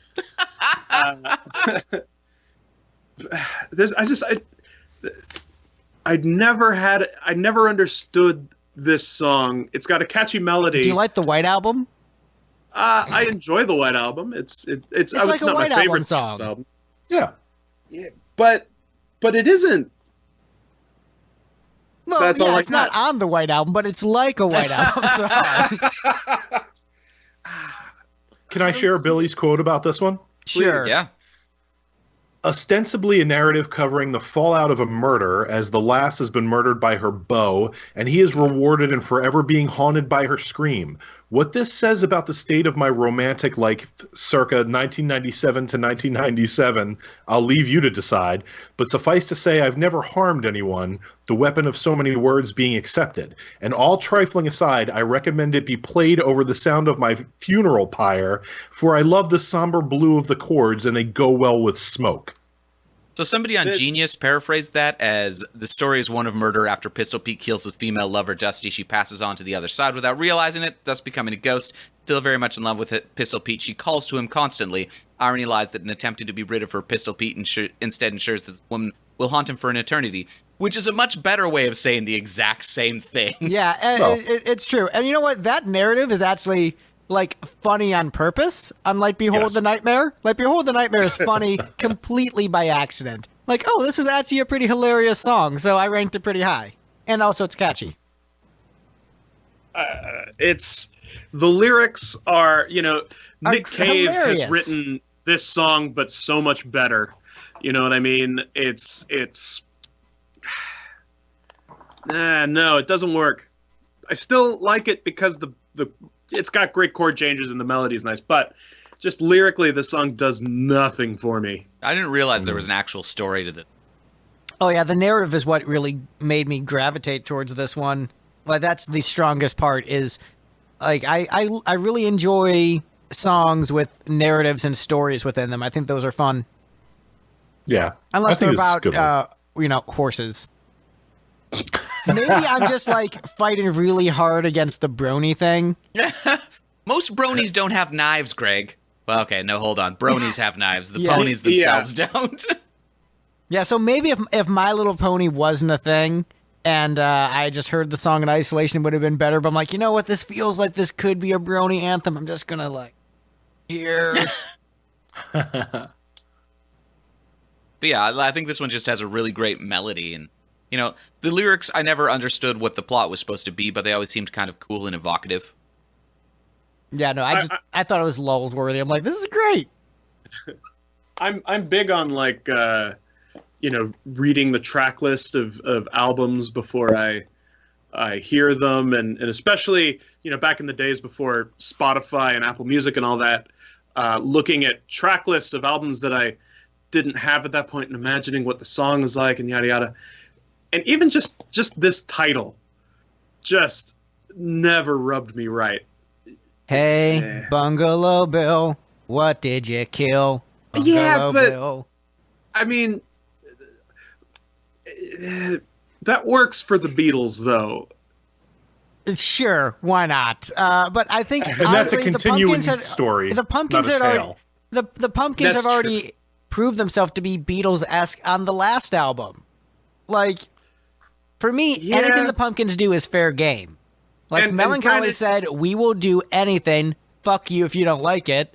And so this is the you don't like it, and they're saying fuck you. Yeah, I mean, this certainly isn't as goofy as Lily, My One and Only. Which is also great. And I do like Lily, My One and Only. Because it's great. Yeah, but I don't know. I don't know what it is about this song. It just, I don't, it's another one of those tunes that I never put on its own unless I'm trying to show people what a bad set of Corgan lyrics would look like. Shots fired. I mean, Hey, I see what you did there. That's pretty good. That's pretty good. Fortunately, none of us are women here, so nobody's getting murdered. That's troubling. We could have used a woman on this panel, but I think Darcy's could've. nipples would have the discussion would have been much classier. Probably would have balanced things out, given Billy's nipples a couple more points. Right, but I but doubt it. also Billy's nipples are objectively just little nightmare pellets. but then Kenny Aronoff's Little dick might have won elongated the entire episode. Nightmare pellets. Balls. Yeah, just Well, no, his we would have ranked testicles, his balls separately from his dick. All right. Because the right one is so much bigger. As we all do. Yeah. But I love the chorus of this one. Yeah, it's catchy. Yeah. I have no, Yeah, I have it's no a problems nice- with this one. Yeah, it's a nice little breezy story. I like Nice it. little breezy murder ballad. Yeah. Yeah. I do Yes. like murder ballads. Are you a Nick Cave fan? I've never really listened to much of his stuff. I probably should. Oh, take the dive, my friend. Take the dive. Oh, look, I have a drop cue. Yet another joke about death, perplexing some, and just plain scaring most of. I just noticed it was on screen. Beautiful. So next up on the list we have Pug. Okay. I feel like this is the song that's probably most representative of Adore as an album. Like, that drum machine beat that they used on this one is all over this album. This seems like the most platonic song from Adore. I can see that. It was a grower for me. Yeah, it rocks nicely. Yeah. I would say that this one is probably the closest they get to like the kind of standard issue Pumpkins rock sound. Yeah. So I enjoy it on that level, but yeah, it's a solid tune. Another great bridge. Yes. Yeah. Sure, it's a great bridge. And I kind of like the juxtaposition between the kind of pointy sounding verse and, more bit of a mellow chorus. Yeah. Yeah, this actually, it's true. This is all encompassing of the sounds, including like how dark and angsty it is, and then like how pretty it can be. Mm-hmm. Like this is both halves of what Adore is, where it does feel like it's almost two separate albums in a way. Yeah. Like the angst stuff is so angsty, and then like the pretty folksy stuff is so folksy. Sort of evenly divides into songs about his mom and songs about his ex. Yeah. Women, man. This one, It's apparently, a he described Freudian as nightmare album. a tale of sexual misanthropy, no less dressed up as a delusional pop song. So yeah, this is an X song. Yeah. Like about the X-Men? Because that's awesome. Right. No, about the band The X. song's about X, like the punk band or the Visual K Yes. band. Oh, X Japan. I was thinking the villain from Birdman. X the Eliminator. Ha. So I think Pug has like stopped us dead in our tracks. You want to just move on to the next one? Yeah. I will say that I think the song "I" is a better version of what Pug was aiming for. I believe in me. Not that Oh wait. Oh yeah. No, I meant that one. Okay. You know what? It's funny you should say that. It's funny you should say that because when my friend and I were ranking, there's a song that I had very high, and he said "I" is a much better version of that song, and I'll tell you which one it is when we get to it. Oh. Okay. So, so if Tear had been accepted for the Lost Highway soundtrack, then I probably would have been on this album, I guess. Probably. It's weird that you're talking about Terror because that's next on the list, Steve.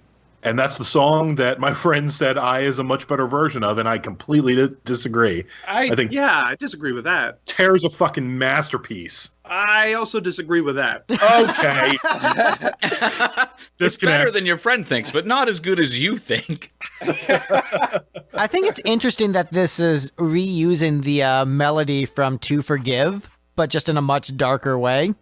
So I find that to be the most interesting thing about, like, oh, hey, it's To Forgive, but like a creepier version. Oh, I never And noticed no that. birthday lyrics. No birthday I- lyrics. I mean, I'm going to be honest, I like To Forgive better, but Yeah. this is, still very good. Hey, it was a good melody, so why not use it more than once? Does anyone else get confused as to whether the song is called Tear or Tear? No, I because used he to. says "tear me apart." I know, that's why I get confused. Oh, But that would 'cause- be such a Billy Corgan thing, Right? to name it "Tear," but then only have the word "tear" in the song. Right, and he would probably call it Tear just to be Billy Corgan. If it was supposed to be pronounced Tear in the song name, he probably would have spelled it wrong, like Tare or something. yeah. Oh yeah, Behold the night tear. I mean, that was actually spelled right. Yeah. Well, I- it's playing off how Terror was spelled there. But yeah, I mean, hey, it's a cool tune. It's indicative of the darker sound on this album very well. It's very catchy. Fits in with those Batman and Robin songs we were talking about earlier. So if that's the sound you were wanting from this album, here you go. I feel like this might be the most cinematic he's ever gotten sound-wise, and that's why I love it. I think this is just completely epic. Yeah. I will say this one does feel a bit sparse in certain parts. Like at the very beginning, I think it's almost a little bit too sparse with just the drum machine going. Oh, like the first verse? Yeah. I think, but that really contrasts well with like the strings and whatnot coming in. Probably not real strings. Well, what I found is when like I listening to this album multiple times, and sometimes I'm at work listening to it on headphones, and I have to pause it and then go back to the song I was listening to, and then it'll just start with just like the awkward drum beat by itself, and I'm like, oh, that just sounds kind of weird and goofy. And so it made it stand out in that context, but I mean, it's a great song. Well, that's the same thing they did in 1979, which was in a lot of important ways like the precursor to this album. But I guess the difference is like that was going on also during the verse versus 1979, like once the full thing kicked in, it kind of stayed where it was. Versus like during that first verse, it is very, very sparse. Yeah, it is. And I very much do not like the drum sound for this song. That kind of heavily compressed, no snare. It's just it bugs me. I'm gonna be honest. I heard better drumming on the Donkey Kong Country 2 soundtrack, and that's a Super Nintendo game. But also, I mean, that's a great soundtrack. Yeah. One interesting thing that's on the Adore Super Deluxe box.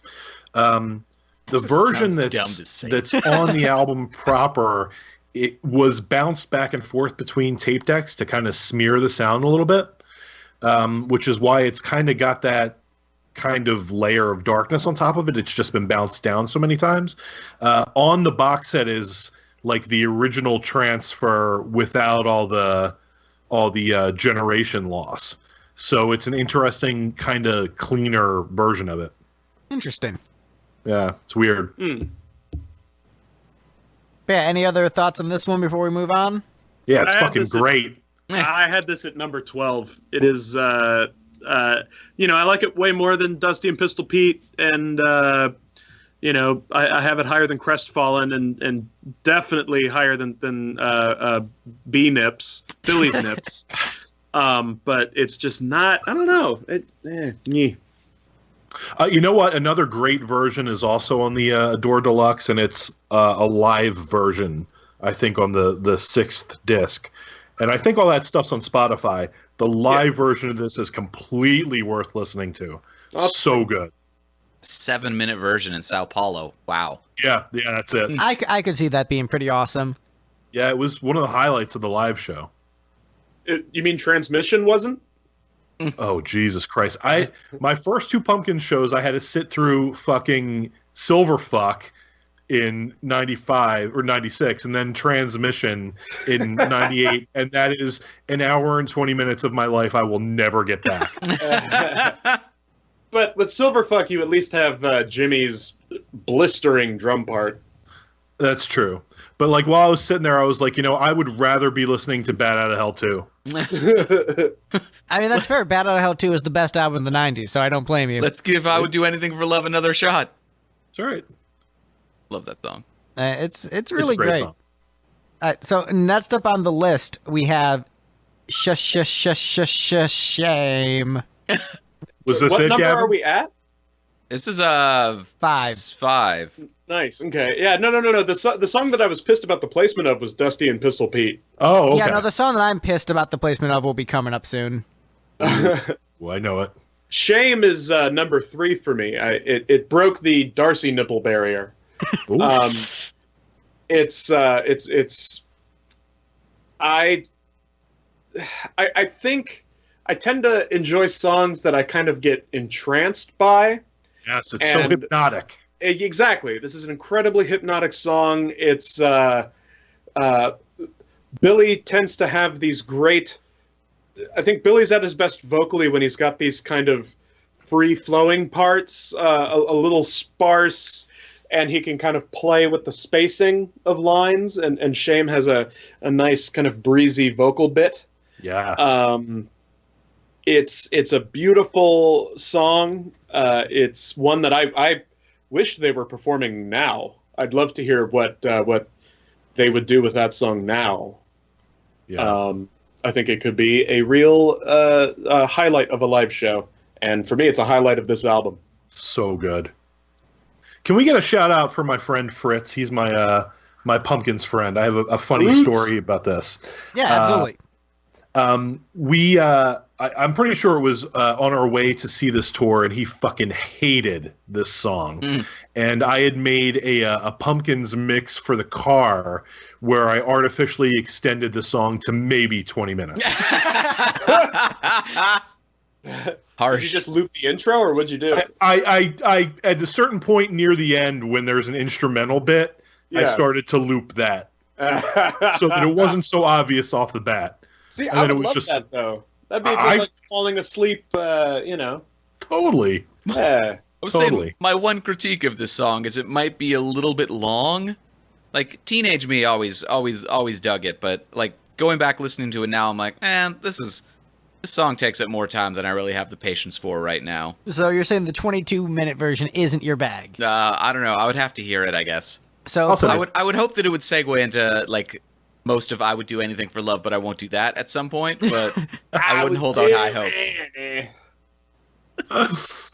actually, Billy Corgan singing that would be pretty tremendous. Would you raise me up? Would you hold me down? Shame. Oh no, I'm just imagining. I would do anything for love. But I won't do that. Now. Hindsight is always 2020. I'm just throwing all our Or obnoxious Dave noises. Mustaine. Whatever, they're the same person. They are. Dave Mustaine in a bald wig. But yeah, Shame, I gave it 9 points, so I ranked it the lowest of the panel just because I thought they were much better cuts. What are you doing? I don't know. Did you just run the Hallelujah, like the Pot of Thunder? Why are you using the Pot of Thunder drops? So I Are we going to start... I accidentally right-clicked on the drops window, which is the paste button. So I appear to have pasted, I have no idea, samples podcast nerd, which just subsequently played all those samples. Wow.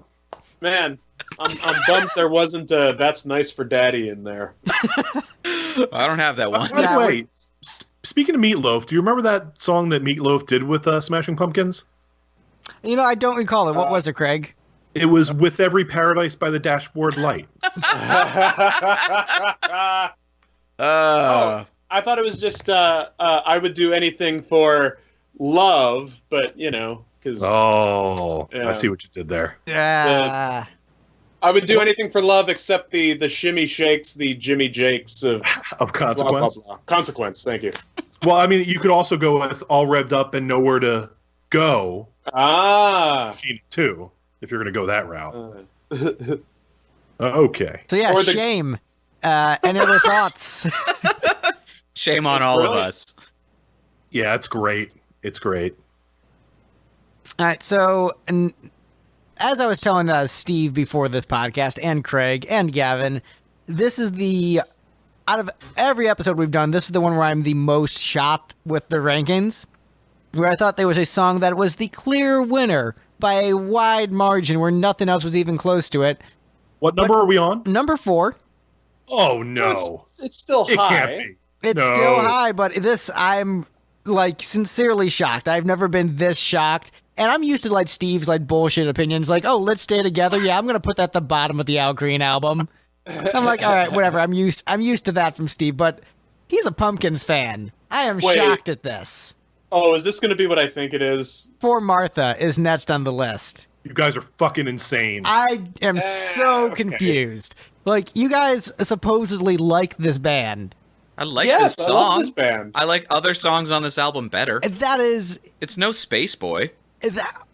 Oh my god! Oh my god! Like, this is insanity to me. This is, up to this point, the best long song in the Pumpkins catalog. Oh, The only this competition song- is oh, well, maybe Aeroplane. But This like, song is top 3 Pumpkins if it's not number 1.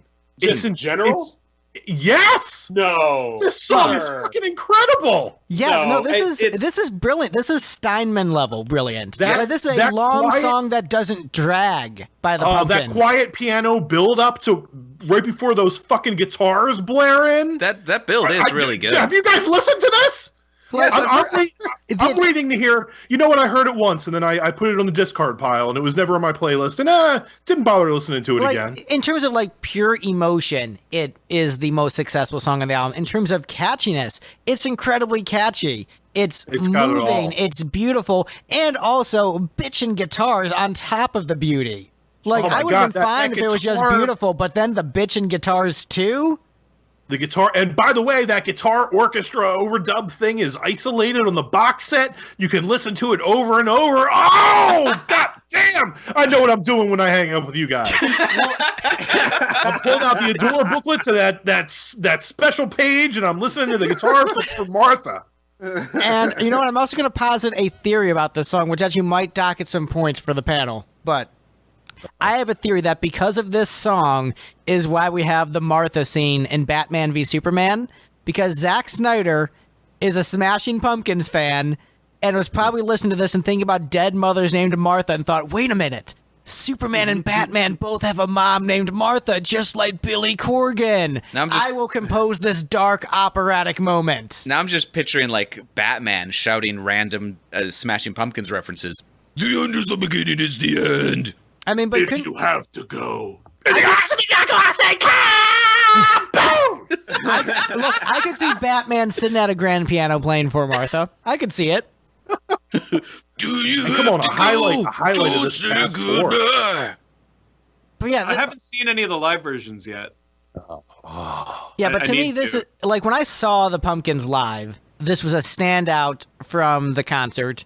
Like, easily one of the best songs of the night. When I heard this album for the first time, it's like, oh yeah, this is by far the best song. It was immediate the best song, and then I looked at what it was, like, oh well, yeah, duh. Yeah, no, this Like, song's a masterpiece. Like, seriously, this is the best long song by the Pumpkins in the catalog that I've heard up to this point. Maybe something will beat it, but I really doubt it. So you know the Wait, irony. wait, let me ask this to the ones on the panel that were insane enough to rank this lower. Better or worse than Bullet with Butterfly Wings? Greg, get the eject button ready. Gavin, you ranked it genuinely lowest, is a tough so- question. I ranked it lowest. Yeah. Okay, that's fair. But Well, you sensible. I don't know if I like this better or worse than the Bullet with Butterfly Wings, even though I rated Bullet with Butterfly Wings insanely high on I think it was my top on Aeroplane. I put it at 13. Just so we're looking at the vote, so I ranked this above Darcy's Nipples. So Darcy's Nipples was number 1 for Craig, but I gave it 17 points. For Craig gave amusement it. purposes, I didn't know it was actually going in the ranking. It was getting the ranking. So here's the irony: is that had Darcy's Nipples not been ranked, this would be at least 1 point higher, which would put it tied with the one that got third place. Actually, it still would have lost actually in the tie. Oh yeah. Yeah, so Yeah. ultimately, Darcy's Nipples did not hurt for Martha in the long run. But here's what it is: 17 points from me, 16 points from Steve. 16 points from Craig, 8 points from Steve, 5 from Gavin. No. So 5 No. from Gavin, 8 from Steve. I think it's a great song that is right in the middle of the great songs on this album. Yeah. In retrospect, I will admit that if I may have ranked this a little low. You don't need to apologize for anything. Own your That's a rankings. drop.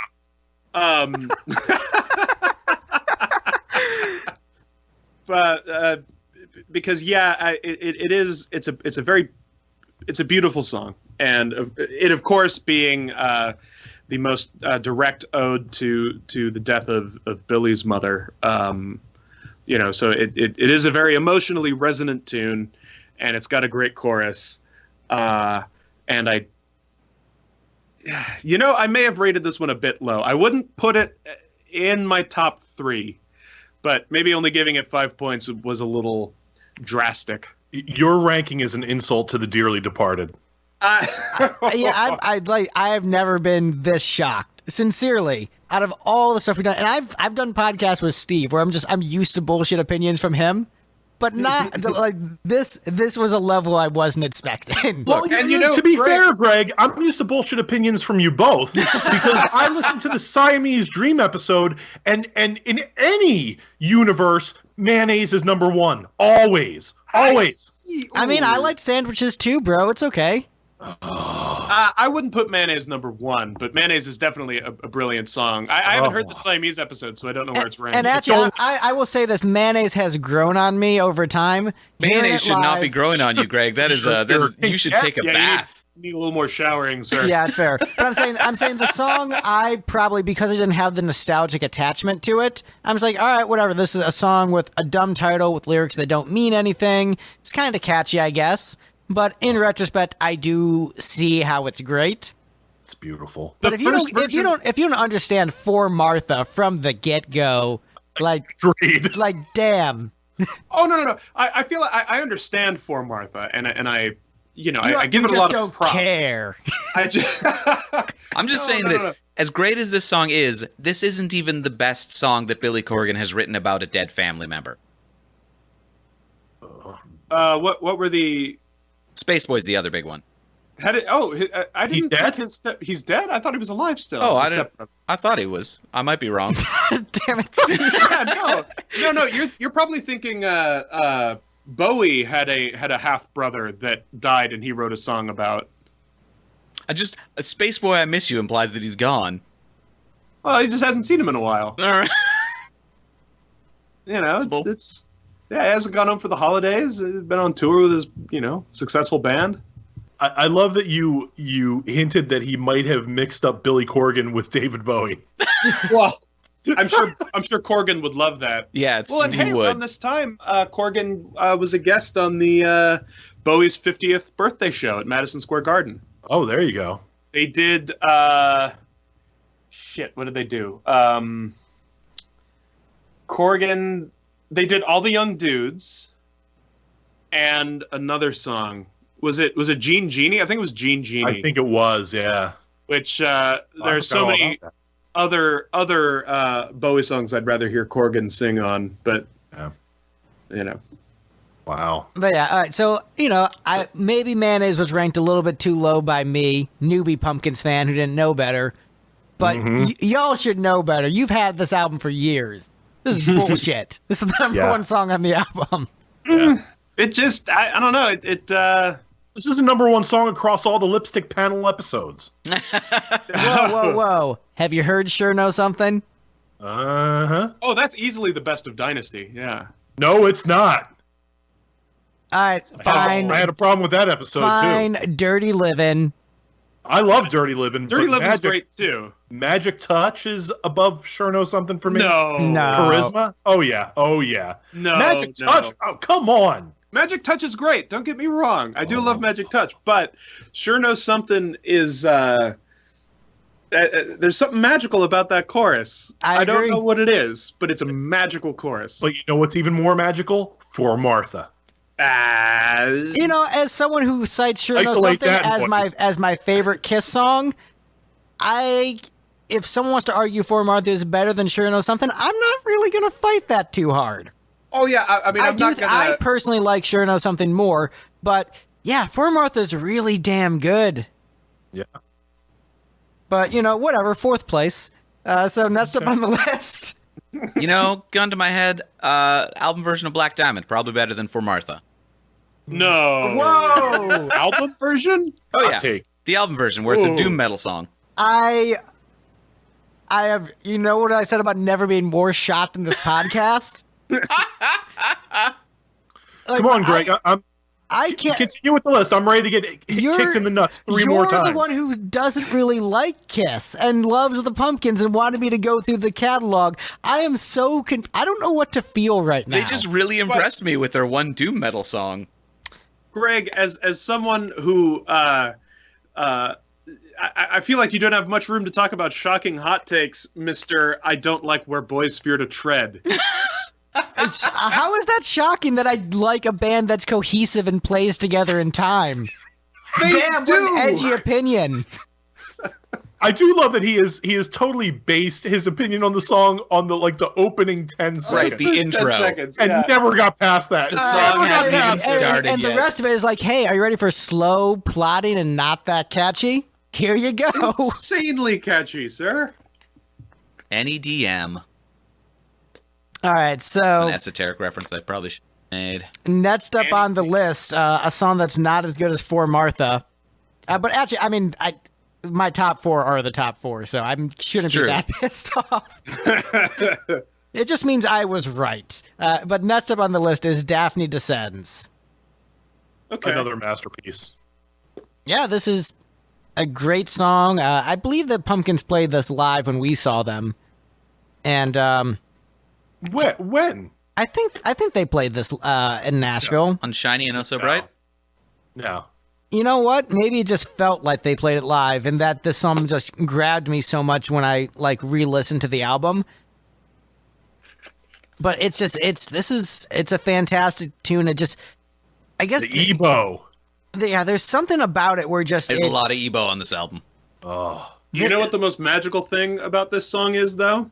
Uh-oh. The snare tone.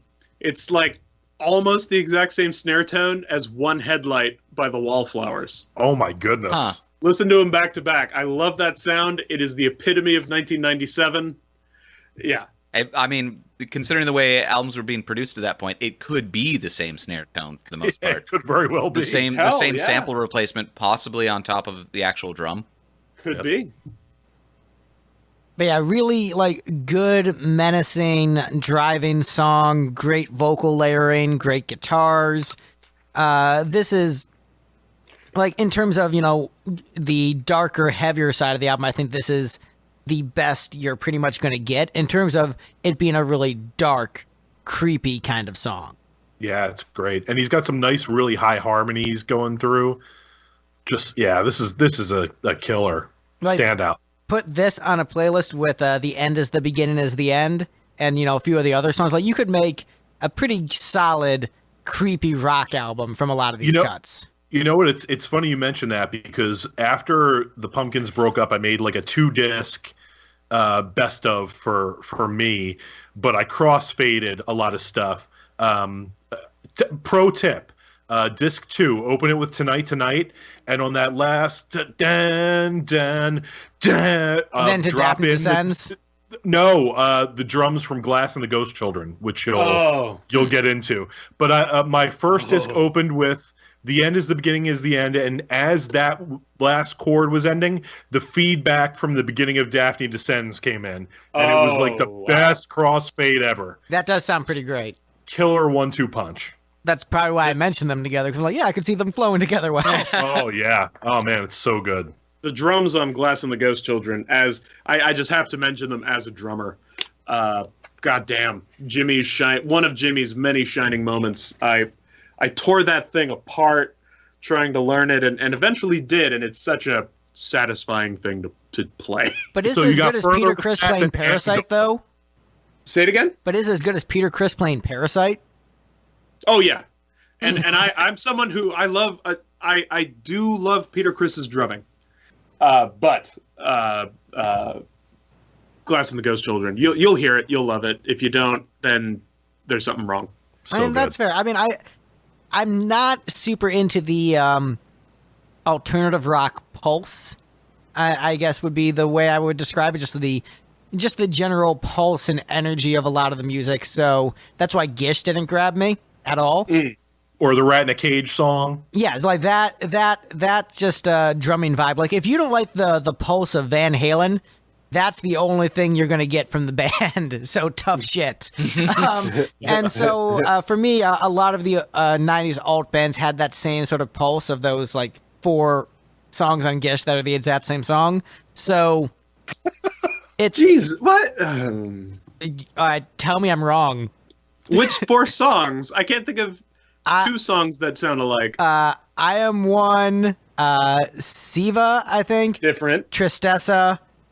And Different. I don't know, whatever tracks 1, 2, 4, and then the other one that came later, like the 4 rock songs that have the exact same pulse. Bury Me, maybe? Bury Me, yeah. Yeah, they're all the same song. Except like one starts with drums, one starts with bass. They're the same song. Yeah. I'm not a huge Gish fan, but you might be completely way off on that. I'm You just may not tired of have having given this that enough fight with listens. Greg over and over and over again. I mean, look, that was my reaction listening to the album for the first time. Like, wait, is this the same song? Wait, did they just write one rock song and put it on there 4 times? Oh my goodness. Dude. We were doing so well. I mean, we went like I 3 do- episodes I without Greg having this argument. I do think that Gish is some of it is a little samey, but I wouldn't go so far as say they're the same song. I Yeah. think Yeah, I think man, the songs AC/DC have occupy a lot of of- variety in their catalog. Yeah, I think a lot of the Gish stuff occupies the same space, but I think Greg's way of saying it is overly simplifying it. Yeah, they're definitely a much younger sounding band on that album. I mean, it's less, I think, disciplined Yeah. or less focused. But Like I said, Gish that's the local band where you go to the show because they're your friends, but you're like, none of these songs are catchy. He's No. making it sound generic, 3-chord blues that are all the same. Yeah. When it's more than that. And by the way, is it you that hates the blues? It's me, That's Steve who hates the blues. Totally behind you on that. right? Totally Play the on. 4th chord, guys. This is from a punk guy, too. All right, so any other thoughts on Daphne Descends or Gish? I really That like snare the sound. I really like the melodies carried by a lot of the backing instruments on this one. Like Yeah. I find that like the main melody isn't what I find myself singing along with on this. One thing that I think would have greatly improved not only this song but just the whole album in general is if Mike Garson would have played on the recordings. He was the keyboard player who was on the tour, who very famously played with David Bowie, like Aladdin Sane, that era. That's all Mike Garson. That really angular, Plinky. big chords, sometimes beautiful, sometimes frantic. That keyboard playing, I think if you were to put his piano on this album and maybe given him a solo on this tune, he could have done some very, very wonderful things. Interesting take, because the live versions of stuff with him are, again, completely different, and they're on the deluxe. But I don't know that you can improve this song. For me, I think this song pretty much knocks it out of the park. I agree. wouldn't I wouldn't change a want it thing. changed. Yeah. All right, so next up on the list is another song that's not as good as For Martha. We're at the number 2 song on the list. We have Perfect. Okay. I mean, I put this number 1. Steve really liked myself. it. He was so excited that he yawned. It's been some hours since I've had a cup of coffee. I'm getting sleepy. No, I put this at my number 2 spot. I think this is a really good song. I always feel bad when I give the singles the top spots, but It's almost like they chose them to be singles for a reason. yeah, like I think the flow between this one and Ava Adore is very good. That like there's lyrical parallels that I think make them seem like they're really companion songs. This is one of the few instances of somebody breathing in a song that doesn't make me uncomfortable and upset, where it's actually like a cool bit of punctuation. Yeah, so that's a big thing with whenever I'm listening to songs, I'm like, edit your mouth noises. Cut those out. That's why Here's I a guy can't who's- stand Muse. They do that a lot. Oh, God. Yeah. But yeah, I think this is it's a great song. I think it's really weird because this is like so bouncy and fun and fits in with 90s dance pop so well. And It's totally the sequel to 1979. Yes. yes, except it's Video-wise as well. but it's even like lighter than 1979. yeah. Like Is this the one where 1979 he's was wearing a cowboy hat? Yes. That's not a great look. On the crane, right? He's really high up. Yep. Yeah. But here's what Scared I feel shitless about the this whole time. song. Like this, like 1979, it's a rock song with like some dance edge. You could play this at a club right after the Macarena, and people would still be bouncing. And that's kind of how I feel about it. Like this is just a 90s dance pop song done really, really well. And so I dig it. I think there's a Puff Daddy remix of this song, Yes. actually. And the track we'll be talking about after this. But this was one of those singles. They had like 4 or 5 of them where they, enlisted like the hardcore dance remixes. And weird. The Nelly Hooper remix of Perfect. To turn it into a Fine Young Cannibals track. It's so strange. But yeah, I like the song. I think I ranked it fairly low, but I think that's more to do with Burnout. And then when I listen back, I enjoy it. It's pleasant enough, but like, when you have things like For Martha and Daphne Descends, like this track just kept getting kind of bounced lower and lower. But I don't dislike it. When I listen back, I liked it more than I remembered I had, but just not enough to buoy it up to. But apparently, it didn't need it. It probably would have been in this position either way. I listened to this song because I listened to the album again this morning. I've been listening to it for the past few days, but one more time through this morning before the recording, and this song on a nice kind of crisp fall morning here in Providence, Rhode Island, with a cup of coffee and looking out a window, it's a magical little tune. I can't hate that. Yeah, I would go with that. I mean, this for me would work on like a nice summer day too. Like it's a great driving song, and it's so it almost feels like awkward on a door given like how somber everything is. Here's the dance pop song. Yeah, that might be why I ranked it as low as I did. I think maybe again it kind of it feels a little bit out of place. but there's a melancholic like lyrically, there's a melancholic undertone to the lyrics. Absolutely. Yeah. Oh, the vocal absolutely. performance too. I mean, I wouldn't characterize Billy's performance, vocally as a cheery, performance. I think it's definitely wistful. It's wistful, Yeah. but the thing is, like, it's still like this one. You can tell he's not feeling. Oh, my heart is broken. It's like, oh, I'm gonna write a pop song and sing about some stuff that's kind of sad, but I'm gonna make it catchy and fun. Like he knows this is a fun song. I see. This to me has one of those Billy Corgan.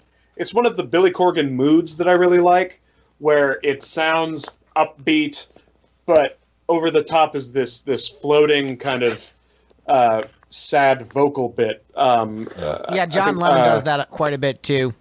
Yeah. The Eye liner of notes. the Morning. Sorry. Oh, sorry. Eye of the Morning is another one like that, and that's one of my favorite songs on Machina. I think it just really works for this song. It creates a mood that, granted, is different than the rest of the album, but I think a mood that fits in well with the feelings of this album. So the reissue liner notes, apparently the song is meant to be read entirely as a sarcastic thing. Really? This couple has broken up, and they're optimistically saying that, the relationship has damaged them such that they don't understand what happened and they can't be friends anymore. But, someday maybe they'll be as nice to each other as strangers. A very mean-spirited kind of thing overall. Wow. Yeah, it's pretty rad. I dig it. There's no like knife horses, but it's pretty good. Well, it could be that. It's now let me tell you this: if it's that same song, like melody wise, instrumentation wise, and then you just changed it to be about knife horses, it'd be better. Knife horse chasing down the street. I think the problem with Stabbing Behold the all the Nightmare is like, meat. it's not catchy enough for me to care about this Stabby McHorson stab guy. Stabby McPherson stab. Running racehorses have to have unique names. I don't know if Stabby McHorson stab is taken yet. Yeah. Yeah. Any other comments on the song that isn't as good as For Martha? It's not as good as For Martha. If a horse had knives, would they just be in the hooves? So would it be like walking on cleats? I really don't know. Which would make it an extremely terrible horse. But that's my concluding thought on on Perfect. All right, well, let's go through the list again from the bottom to the top. Coming in at the bottom, Billy's Nipples. B nips. Billy's Nipples. At least we can all agree on that. Followed by 17, then To Sheila, then Blank Page, then Behold the Nightmare, Crestfallen, Annie Dog, Once Upon a Time, Darcy's Nipples. D nips. One of these days we'll say that without giggling. Apples and Oranges, The Tale of Dusty and Pistol Pete, Pug, Tear, Shame, the song that should have won for Martha. Insane. Yes, Daphne Descends, Perfect, but the winner on a door by Smashing Pumpkins. For Martha in a surprise upset takes the victory. Love it. Yes. In with the steel chair for Martha wins the episode. The idea of the ghost of Billy Corgan's mother wielding a steel chair, especially given Billy's history with professional wrestling, is tickling me greatly. So yeah, I for concur. Martha, what a great song. I mean, everything about it. It doesn't get any The better. instrumentation, the emotion, the melodies. Like it's the perfect song. Well, that's our episode. Wait, hold on. Yeah. It's Ava Adore, It's Ava the song Adore. that three of us ranked in the top two. Who didn't? Greg. No, I put this top two. Oh, It was lower for me. I ranked this above Darcy's Ah. Nipples. I did too. No, I think Wait, I think this is a. I'm sorry. I would just start since my mouth is already running like a faucet. This is a great tune. I'm kind of confused as to why Pumpkins fans don't like it because I've heard a lot of Pumpkins fans complain about this song, and I don't get it. The opening couplet kind of sucks. I think the opening couplet is awesome, but it's also just a ripoff of Underneath the Rotting Pizza from Final Fantasy VII, so it is straight up just a rip of that song. What? Yeah. It's a ripoff of a Final Fantasy VII track, but you know which came out before this. So there you go, Billy Corgan, you nerd. But I dig it. I think it's got a fun beat, and I think when those guitars kick in for the first time, like they just feel so massive, and it's one of the biggest moments on any Pumpkins record for me. Just the way those guitars kick in, and this feels like a song that like. If you were watching the Matrix movies and there was that shitty rave in Zion, this would be one of the songs they'd be listening to. Like, yeah, this is the Ouch. Matrix. Harsh. I mean, but no, like Damn. in a good way. Like this is like the better song at that shitty rave. But yeah, I dig it. It's catchy. It's fun.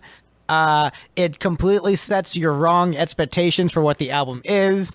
Like man, this like To Sheila into this is just such a weird start to this album, and then just how most of the album isn't this rocking, and this is like the hardest song on the album is kind of a giant troll. But you know what? I like it. I think that is why some fans don't like this song, is they feel like this song was a bait and switch.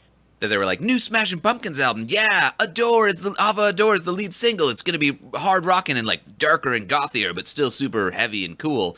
And then they heard To Sheila and were like, what? Hold on, though. What's this? And then they heard Ava Adore again. They're like, oh, it's sweet. All Like, right, yeah, all right, we're kicking things off again. And then, they probably figured this was the Jelly Belly of the album. Right. And then it turns out, no, it's this album is not melancholy. This song isn't indicative of the album. But, I mean, it's, once again, it's another one of those songs that fits in with that more industrial direction, like those Batman songs we were talking about. So this fits in well with that vibe of what people were expecting from the album. It's not what they got. But hey, it's a good single, it's catchy, and I think it's one of the better songs in the catalog. I like it better than Mayonnaise. Oh my god. Too far. I mean, Yeah, that's silly. I think this is a great song. This was, let's see, I want to say this was the fourth song on the first Pumpkins mix I ever had that my friend burned for me. So it was definitely in my first exposure, and I really was always interested by the sound of it, and loved it. But I forgot where I was going with this sentence, so I'm going to stop talking. That you've changed your mind and for Martha is number one. I will say this. This has the second best lead guitar line on the album, only defeated by For Martha. But I would agree. But the leads are really good on this track. Like, as far as melody, like, those are really good guitar leads. Cool, twin harmonized, tight. I mean, yeah, Thin Lizzy is my number 3 band. So anytime a band does that well, I'm like, all right, sweet. Let me just embrace that. Yeah. The video, this has a great video, I think. You got Nosferatu Korgan. Yeah, it's a well put together video. I haven't seen it. Oh, it's a great video. It's one of their best videos, I think. Well, no. Yeah, I would say it is. Yeah, it's a good one. But with Tonight Not isn't a fair bar. Right. It's like, you're competing against like their best video by far, one of the best videos of all time. But since you mentioned fair. Stand Inside Your Love has got nipples that are worse than Billy's. Oh, that's I do love that video too. I don't like that video. I like the song so much, and I was pumped to see the video. I'm like, this video sucks. Yeah, it's weird. It's weird. The first time I heard that song was when I got the Collected Videos DVD. So my first exposure to Stand Inside Your Love was with the weird nipples. Video. Oh, see, I just was listening to it at work, getting ready for the pumpkin show we were going to, and just marathon the catalog. So I was listening to Machina, and as soon as it came on, I'm like, this was probably a big single for them, wasn't it? And then I looked like, yep, all right, well, this is an awesome song. Oh, it's yeah. So from first listen, I thought it was great. They debuted it on Politically Incorrect before the album came out. So, like, that was an early taste of what was going to be on Machina, and we were, like, knocked out by it. Yeah, it's such a good song. Excellent tune. I think we've hit half of the Machina songs on this episode. That's true, we have. Yeah. So the Machina episode will be half as long. No, what we'll do is when we get to Machina, we'll just fight about why those songs should have been better on Gish or something. When is the Machina episode? It's not booked yet. Oh, okay. By the way, just while we're on this, I am glad that the Darcy's Nipples threshold has, kind of replaced the Pasticcio medley threshold. Right? Yeah. Because some people actually like Darcy's Nipples. Mm-hmm. Though it's interesting to think that there are a mass of Pumpkins tunes that are above the Pasticcio barrier, but below the Darcy nipple barrier. It's correct, yes. You know what? Maybe we'll do a special episode, Gavin, where you give us all the songs that you believe are in between those two, and we rank that list that you give us. So that'll be what, like 80 songs? Yeah, about. I mean, definitely stuff like Luna would be in there. Sweet Sweet. Love. All right, well, there you go, Steve. Remember how you said you didn't want to do a 90-track episode? Right. Too bad. Oh, yeah. Good. I'll just send it to you. You guys can put it on your feed. It'll just be me reading a list of songs. So, I dig it. At this point in the podcast is when we talk about whether or not we were surprised with the rankings or happy with them. I think we all know the answer to that, and that is everybody expected it to turn out exactly like this. I I have not been paying attention for the last hour or so. What did I miss? I honestly... This is insane. This is absolutely insane. When I sent my list to Greg, I sent a little message after it saying, I think this is my least controversial list yet. And I honestly believed that. And up yours, buddy. I am shocked. Suck it, nerds. Yeah, I just don't see any universe where For Martha is anything but number one on this album. I thought it was a complete given. I'm amazed that anybody would think it lesser than any other song on here. I mean, yeah, for me, like, this is the most insane one, because, like, when you have Siamese Dream, I know Mayonnaise is beloved by the fans, but it is also the album with Disarm and Today, which are, massive, massive singles, and, Cherub Rock has its fans. So, like, if Mayonnaise doesn't win, it makes a little bit more sense given the competition. Right. But for Martha versus Daphne Descends, no. For Martha versus Perfect, no. For Martha versus Ava Adore, absolutely not. It's I'd do anything for love versus, like, all the stuff on Braver Than We Are. It's like, what are you doing? No. Back it up. Like, this is insanity to me. It is absolute insanity to me. I'm with you. I'm a little surprised that opinion is that controversial because, like, I like all the songs on this album, but Ava Adore is a good song. I'm surprised that people would be this vehement that For Martha is that much better. It's, yeah, because the thing is, those top honestly, 4 I agree with, and I think they're all great. I mean, I ranked them in my top 4, but there's, like, everything. The other 3 don't give me chills. Honestly, you could put this album basically on shuffle, and as long as 17's towards the bottom, like, I'm gonna be like, okay, yeah, I can get this. I get that. I think the top 4, I think, are absolute the top 4. The rest of the ranking, I'm not going to fight as hard on. But I like basically, for Martha, you know how there's, like, S rank? This is, like, double S rank. This is, like, super, super S rank. Just, You got to calm down with his grade escalation, Greg. But that's how good For Martha is. Like, it is, it transcends the band. You're ruining the educational system. It transcends the band, Steve. It's a song above the Smashing Pumpkins. Education doesn't transcend any band. It's always important. And I think it's very interesting that they did it on this tour. Yeah. And it was a highlight of the show. It stood out. I wouldn't have expected it. Yeah, and it was one of the best live moments from any concert I've ever seen. Yes. It increasingly confused me as to who the woman in all the iconography was, though. It was like, wait, is that Billy's Pretty mom? sure the one in that video was supposed to be his mother. Yeah.